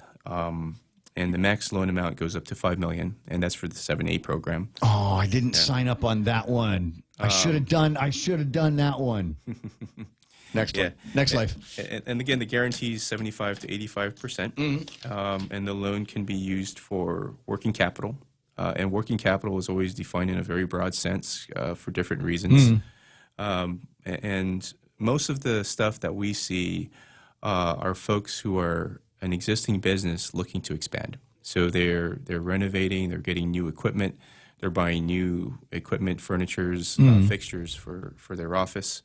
And it also allows for debt refinance. So if folks are looking at you know, the financial health of their business, and they think that at some point in time refinancing the loans will save them some money and put them in a better place, the SBA guarantee allows for that type of participation. There's nothing wrong with doing that. Government of Guam does it all the time. And business acquisition. Sure. Yeah, the SBA will participate on business acquisition. So even if you want to go, what's the word, a corporate takeover for someplace else, and your plan looks better than that, and you just need the financing behind it? To some degree, yeah. There are some there are some unique requirements with USDA, and folks are already involved with the business buying the business. You know, besides a radio station going and asking for any money, what's the craziest thing that's crossed your desk in terms of business plans? Are you allowed to talk about that? Yeah, I mean, we try to protect. I mean, if you don't, I'll ask Derek. Derek will tell me. Maybe Derek knows. What's the craziest thing? I could tell you there is an uptick in the hospitality industry, and you know, a lot of the folks who are involved in the hospitality industry who are trying to develop a new image for the island. I have a guy who bought a tour, you know, a beach facility that's been in Tumon for, I think, since I was a little kid. I've seen that place growing up. And it was time for the previous owners to move on, and they have another beach tour in Retidian. Yeah. And what's unique to this particular tour is they're trying to link the two. So have a day trip where you jump on a ski, because they're the only ones with a ski license in Tucumán, and right up to the boat, and then just take the boat to Retidian and spend the whole day out there. So a lot of these types of... Well, there's people listening who are going to want the phone number. Forget the tourists. I want to do that. Yeah, it sounds pretty neat. It does sound like a good time. You get up to Retidian, and just south of that, to Runau, maybe plug into a little beach up there, because it's not that far. It's one of those places where there's the beach is over here and literally 50 yards. It ain't that far, and it's always low tide up there. So the guy's going to want to buy a new boat. Yeah. Some yeah, I might get the phone number from you for that place. So the easy end on this is it doesn't matter really what you think the limits are. And having again been through this recently, there are a lot of solutions to your problems. If you don't know where to find the scratch, if you don't know where you're going to get the capital, if you've got credit issues maybe that have been with you before, and you're looking for somebody that will take a chance on you, because USDA is backing you up, because GIDA's backing you up, because the SBA is backing you up, it's an easier conversation to have. So like I said, you're the primary risk officer guy. Can anybody, if I sit down at any desk at a Community First, will they be able to take me through the beginning stages of the process? Sure. We have a team of member business loan officers that can assist. Okay. And, we're all over at the Tamuning office, and surely they can give us a call at 472-8210. This is what you want to do, is you want to say, I want to go in and get a business loan, and I'd like to talk about it over at the frozen yogurt place. And so they can move the meeting from one conference area to the other. That'll work, too. I think they've got that all set up, right? 929, and we got the telephone numbers and the websites and email addresses we'll get from Derek. www.communityfirstfcu.com. I gotta make it worthwhile for him to get in the car and drive over. He's got to talk at least once. Well, next month we're actually converting to a new website, so I'll have more information on. Okay, so how'd you do in the race? I was third in the 10K. Come you let? Wait a second. I was gonna say, how come you let Ryan beat you? Well, it was a different race. I know, that's why. So Ryan did well overall. Yeah, he's got some money. Yeah, I heard. So where's he taking us all out for? Still waiting looking for the invite, at lunch, right? Yeah. Yeah. So what did you think of the GIM? Oh, it was great. Good turnout. I don't know. They could have scheduled the rain for another day. Dude, the rain was perfect for you, because you know how I am, right? I like running, and because I'm fat and slow. So and my core temperature goes up to as fast can be. But the rain hit just as I was coming up JFK, just as I was going up that hill. So I could literally feel my body cool down, and the rush got to my legs, and I was able to just haul it all the way up to the finish line. I thought that was great. Support all the way down was good. For at least a half marathon. The last support group that I had was the governor's office, and they were great. And so you go and you run down here for, I don't know, a kilometer, and then you come back, and hey, there's all the same people again. Can I have Gatorade this time? It was.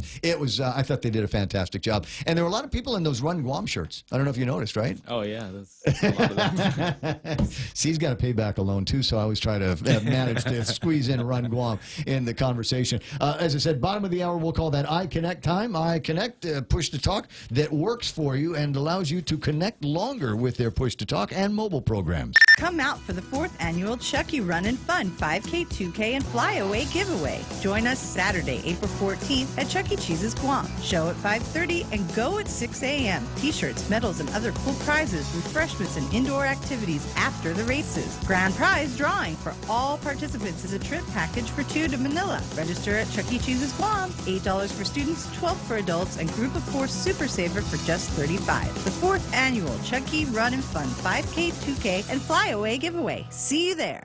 For over 55 years, Community First has served our island as a full-service financial institution. And now, we're proud to introduce the new Community First Student-Run Credit Union, open in Manilao on Route 10, Guam's first student-run financial institution, which means it's operated by college students like us, ready to serve all our members, existing and new.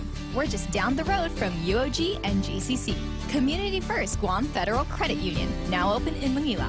This credit union is federally insured by NCUA. Don't wait another day and waste another dollar. You can start saving today. At Guahan Insurance Services, we are here to help protect your investment and save you money. We offer insurance advising for business, car, and home insurance. So come and visit us at our new office at Camacho Landmark Center at Marine Corps Drive in Tamuning, and let us show you that you can count on us for all your insurance needs. Call 475-1162.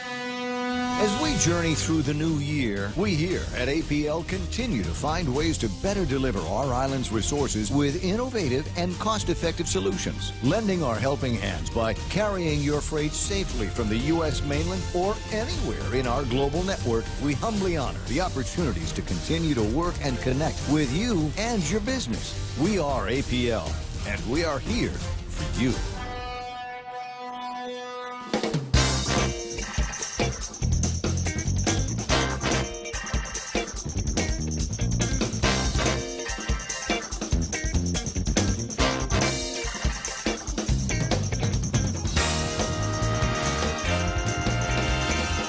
Studio time, 9:33 here on The Point. My name is Ray. Thrilled to have you along for the ride. And thanks for sticking around for as long as you have. A lot of great conversations that we have had this morning.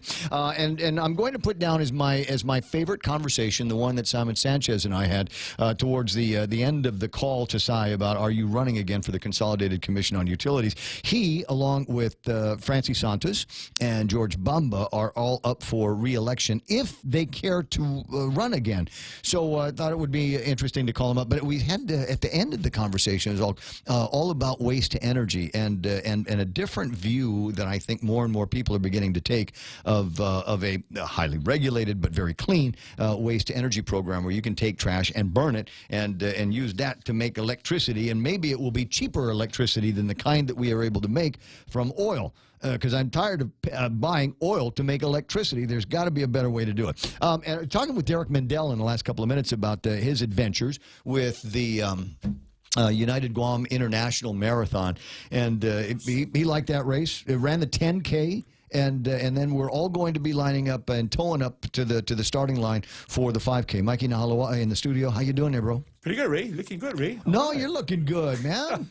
No, hey, listen, this whole thing. This is my old junior achievement teacher from years and years ago, and in the conversations that we have had, we both discovered running about the same time. I want to say about 10, 11 years ago, and enjoyed every single moment on the roadways. And I think it's because of your involvement and some of the other involvement from the Bank of Guam employees that you were able to make it. Hey, let's have our own race.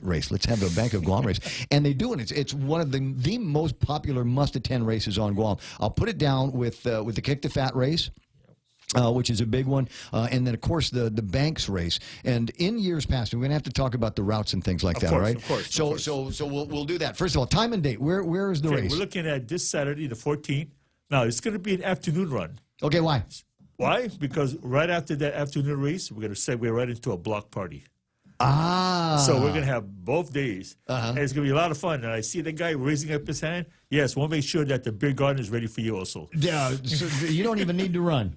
You don't even. And the cool thing is, it's at the bank. There's an ATM there. So whatever they're going to charge you for anything, you've got access to dough. Well, okay, just a little change here. Sure. We're going to have it at the Chamorro Village. We have an ATM there as well. Oh, yes. We will have our ATM mobile facility right out there, 2 of them operating at the same time. So definitely we'll cut down the lines. But I think what's really going on, Ray, is that there's a lot of new things that we're getting involved this year.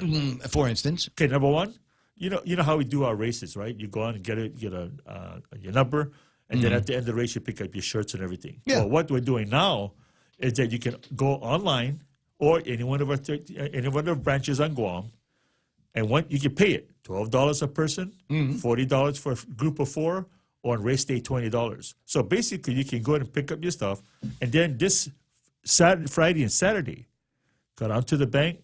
We have the name. If you did online, we have all your name already set up. If you put it to the branch, you bring your receipt. And really? And then you're going to get a little ditty bag. Your shirt, the raffle ticket. Incidentally, you don't have to be there to win.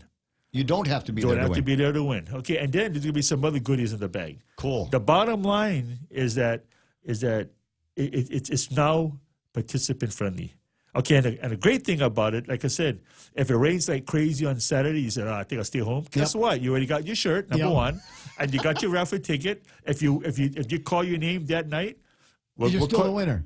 We'll call you the next week to come pick up your prize. I like the so idea. that plus a lot of other good stuff, So what's the route then? So okay, the route is real doing simple. It Chamorro Village, so out Chamorro and back. Village to Adelup, turn around, back.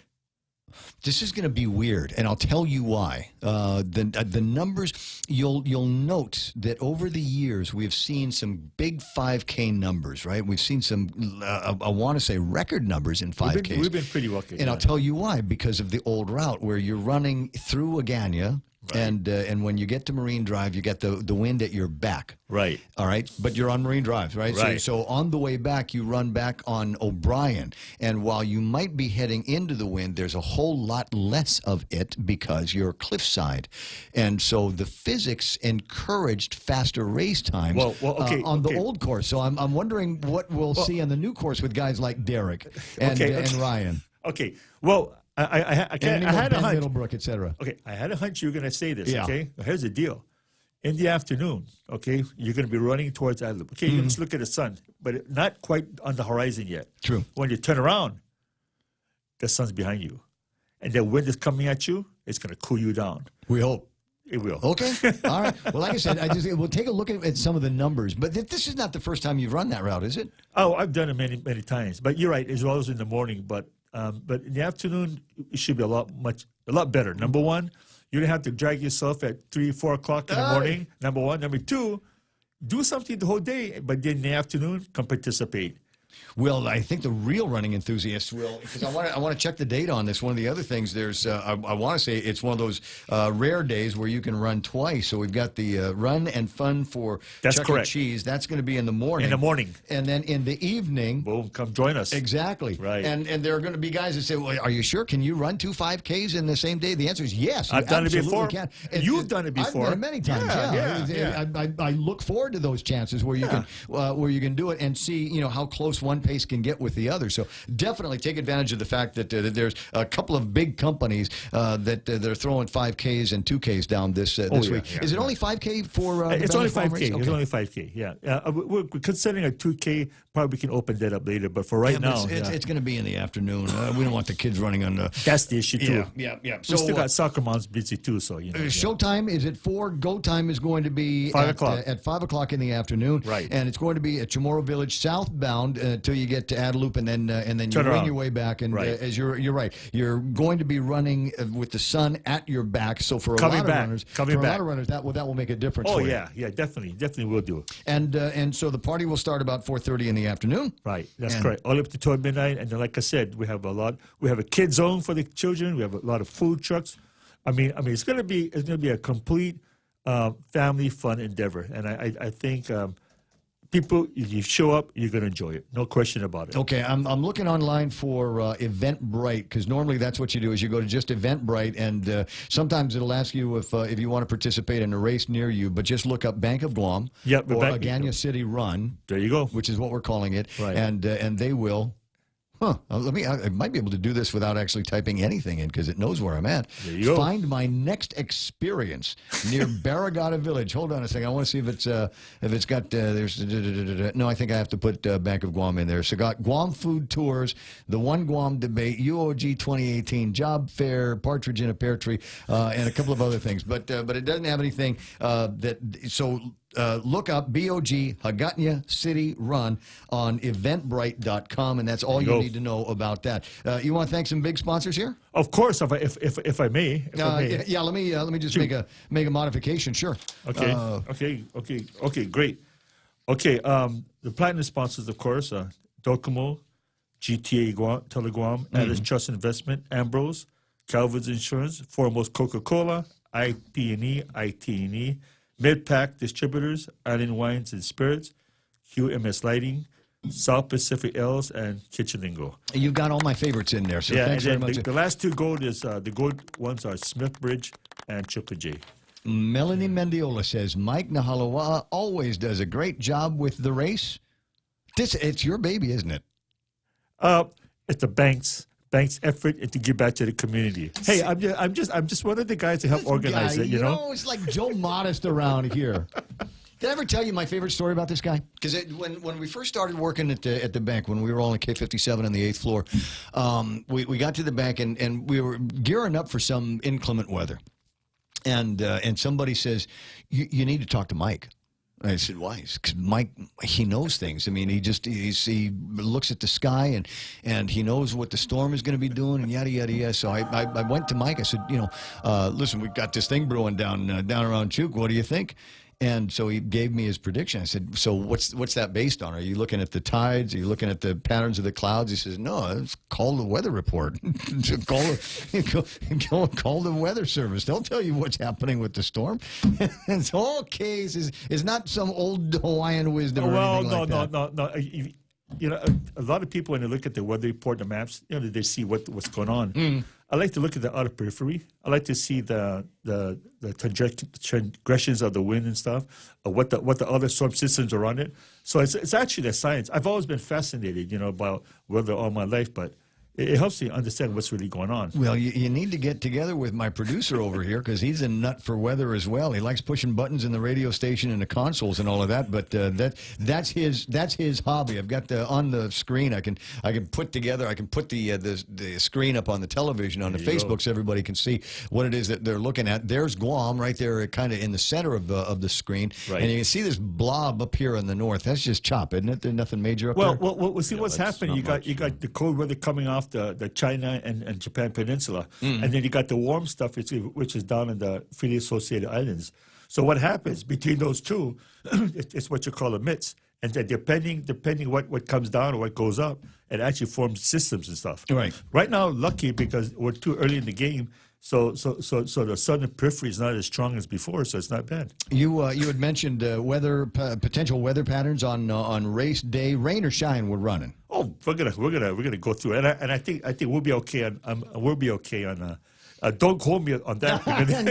It's civil defense calls. If Homeland Security says you can't run, that's a different story. Different story. Totally different. Hey, dude, it's always nice seeing you. Well, thank you very much, Ray. Thank you. I've missed you since I've moved. I've missed my Bank of Guam family and seeing you guys and riding the elevators all day. So you tell everybody back at the shop I said hello. Message will go through. Thank you, and remind Auntie Lou that the next time she's doing cookies.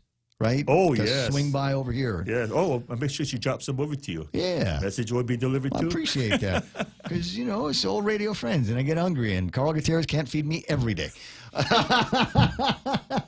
I guess now's a good time to break away. It's 9:44. Chili's lunch combos for just $10. Start your lunch with your choice of a Bud Light, iced tea, or Coca-Cola. Plus, free bottomless chips with salsa. Then choose a variety of fresh entree options like our savory beef enchiladas, quesadilla explosion salad, or our Cajun chicken pasta. Experience fresh flavors in every bite with Chili's lunch combos for just $10. Available Monday through Friday from 11 a.m. to 3 p.m. At Chili's, fresh is happening now. Security Title is honored to join in sponsoring Ray Gibson on The Point. Hafiday, my name is Jesse Cruz from the village of Maina, and this is where I start my day, listening to the voices of our community and sharing thoughts about issues that affect all of us. It all boils down to our people and our land. Protehi Tanomo, protect your land. When it comes to your family land, remember to call the professionals at Security Title, just like you call Ray Gibson in the morning. Stop by any Circle K today and overload your For Real. It's simple. Pick out your favorite For Real shake, blend it, and then mix and match any two toppings for only $1. Overload your For Real with a variety of sweet treats like Oreo cookies, gummy bears, classic M&Ms or peanut M&Ms, and Reese's peanut butter cups. Simply add them to your For Real shake for an overload experience and enjoy. For Real Overload, only available at participating Circle Ks. Circle K, take it easy. Yes, money is something we should talk about and plan for and use to make life better. It's how we make our giant leap from where we are to where we want to be. So let's talk together and work together to check off shiny new kitchens, fully nested dorm rooms, and bucket lists with more countries than our passports can hold. Let's check them all off together. First Hawaiian Bank. It all starts with yes. Member FDIC.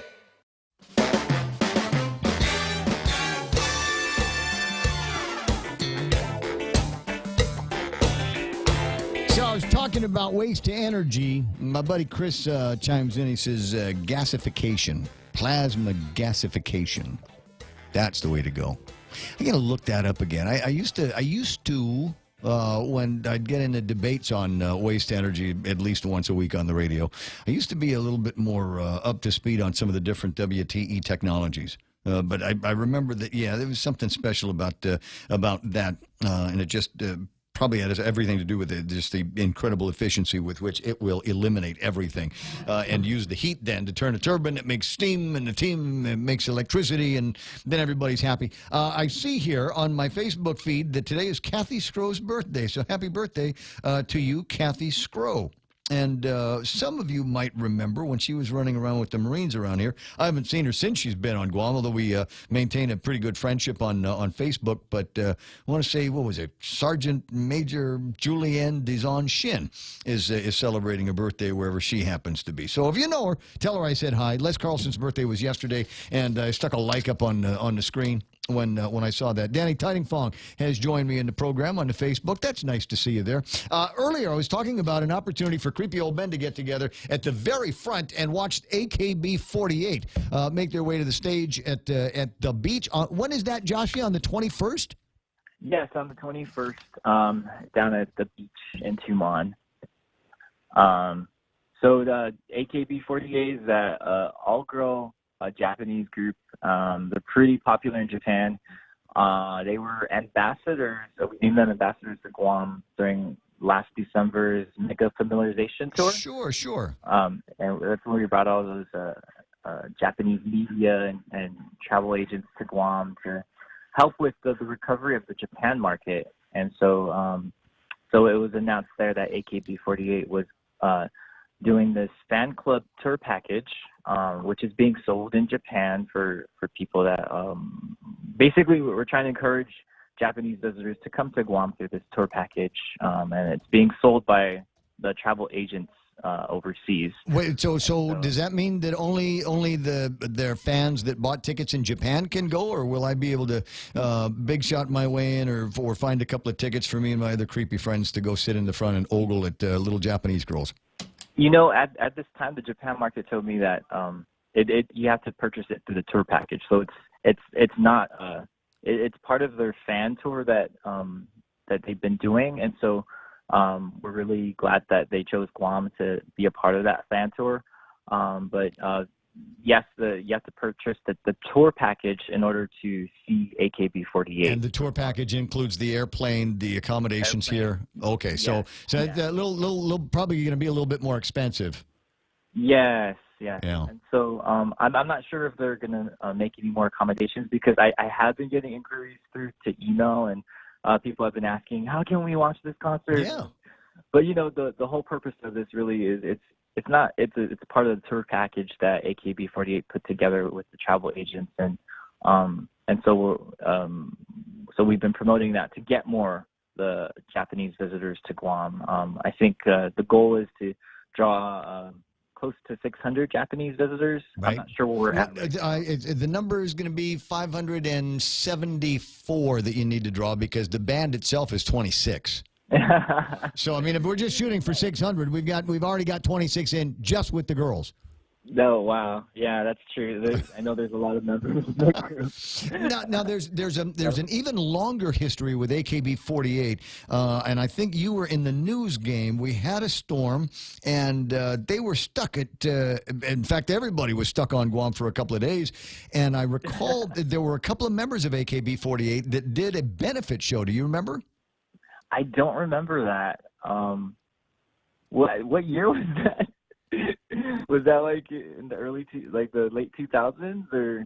I'm an old man. Everything runs together in my head now. I don't know. I know that, there's always these. It wasn't this week, and it wasn't 100 years ago. It was somewhere in between. But yeah. Well, anyway, look it up. I'm sure you'll be able to find it in the records from the news departments. But okay, so I won't be able to go and attend this unless I find a way to big shot my way in and VIP my way in as a guest of Josh Tykenko.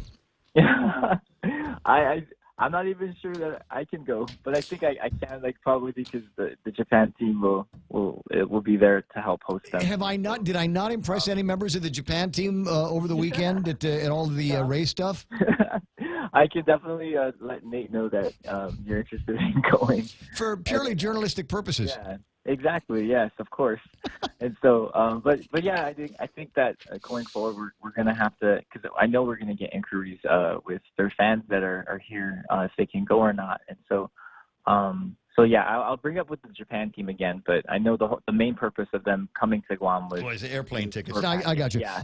So the last thing before I let you go is there's word floating around. Governor's office and the administration is now going to probably be the guys. If there's going to be anything like a carnival, it's going to get put together by members of the administration. And I'm sure you missed a meeting somewhere. So what do you have to do at GVB in order to stand up some of the entertainment and activities for this carnival?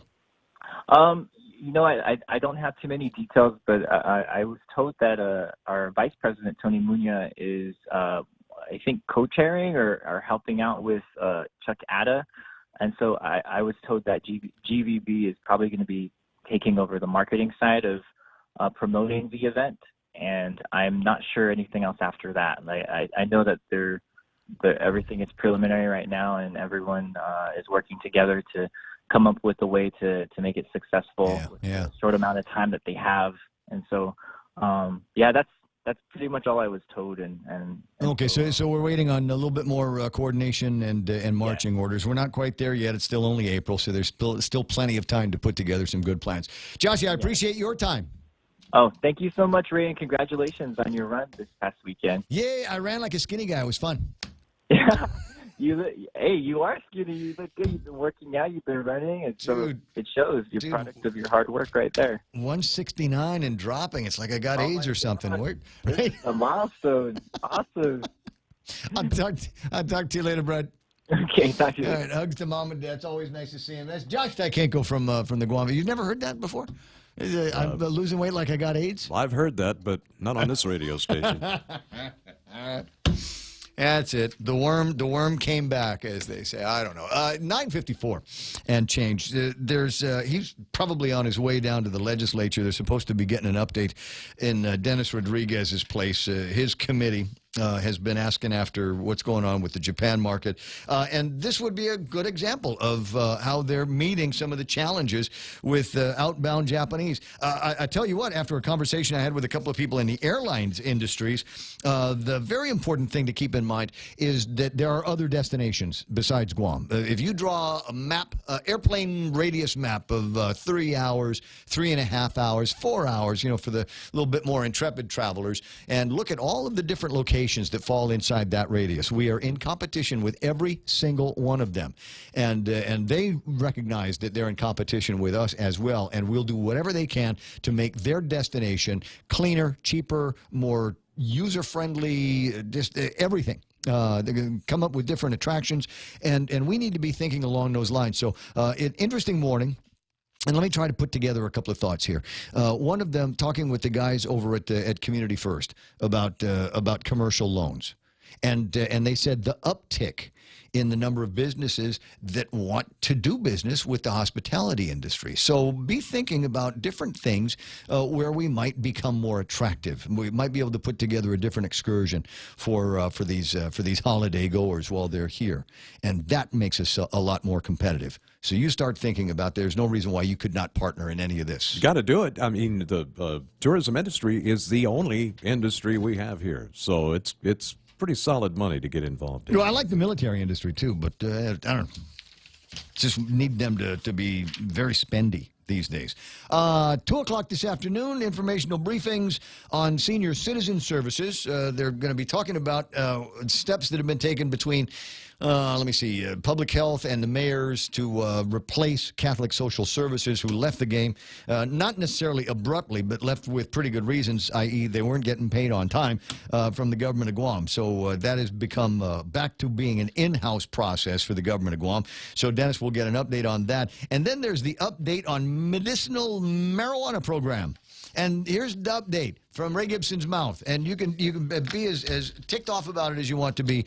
But it's doomed. Doomed is the word that I'm going to use. Doomed.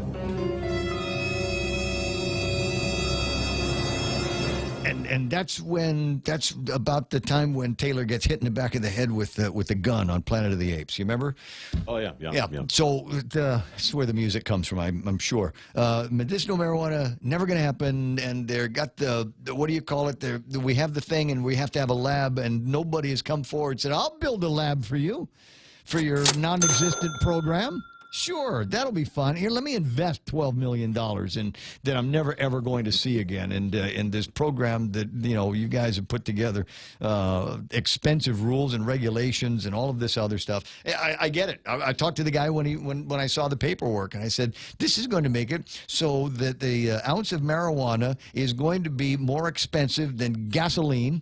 In the same concentrated form, it will make it so the guy that is selling marijuana now will continue to be able to sell marijuana in the future, except it'll be cheaper. It won't be tested. It won't be licensed. It'll just be cheaper than this medicinal marijuana thing that you're going to be going for. So, as I said, the smart money in my mind is if there's still a groundswell. And they always talk about overwhelming numbers of people that went out to vote for it. Overwhelming number of people that went out and voted for it in an election that had how many thousands of people voting for it in comparison to the entire island. Just saying. Right. So it was overwhelming in that survey, not necessarily with everybody else. I think if there might have been other people that were interested in it, they probably would have shown up and voted for recreational marijuana. But frankly, they were stoned and didn't wake up in time to hit the polling places. That's what happens. I'm just saying. So let's stop screwing around with medicinal marijuana because we're never, ever going to get it. And just go for recreational marijuana. And then you're going to say, well, yeah, Ray, well, where's the uptick in that? How are we going to tax recreational marijuana if you're going to make it so that so-and-so can such and such? There are ways that you can do this. And I would suggest that you go to a website that I looked at just this morning. And see if there are businesses out there that might partner with Guam, might partner with you as a business person, if you might want to get in a game that features recreational marijuana versus medicinal marijuana. Oh, we're not going to be able to talk about it anymore because there's the music. Man, I got a ton of stuff I got to take care of after this program, so I'm going to go and do that. In the meantime, it's Tuesday in Talk Radio Land, which means we will be playing Monday versions of all of your favorite right-wing bomb throwers like Sean Hannity and Rush Limbaugh and Brian Kilmeade. Not necessarily a bomb thrower, but I sure do like the way these guys think. And you will like the way they think as well. Don't click off the radio at 10 o'clock just because you're afraid of conservative talk.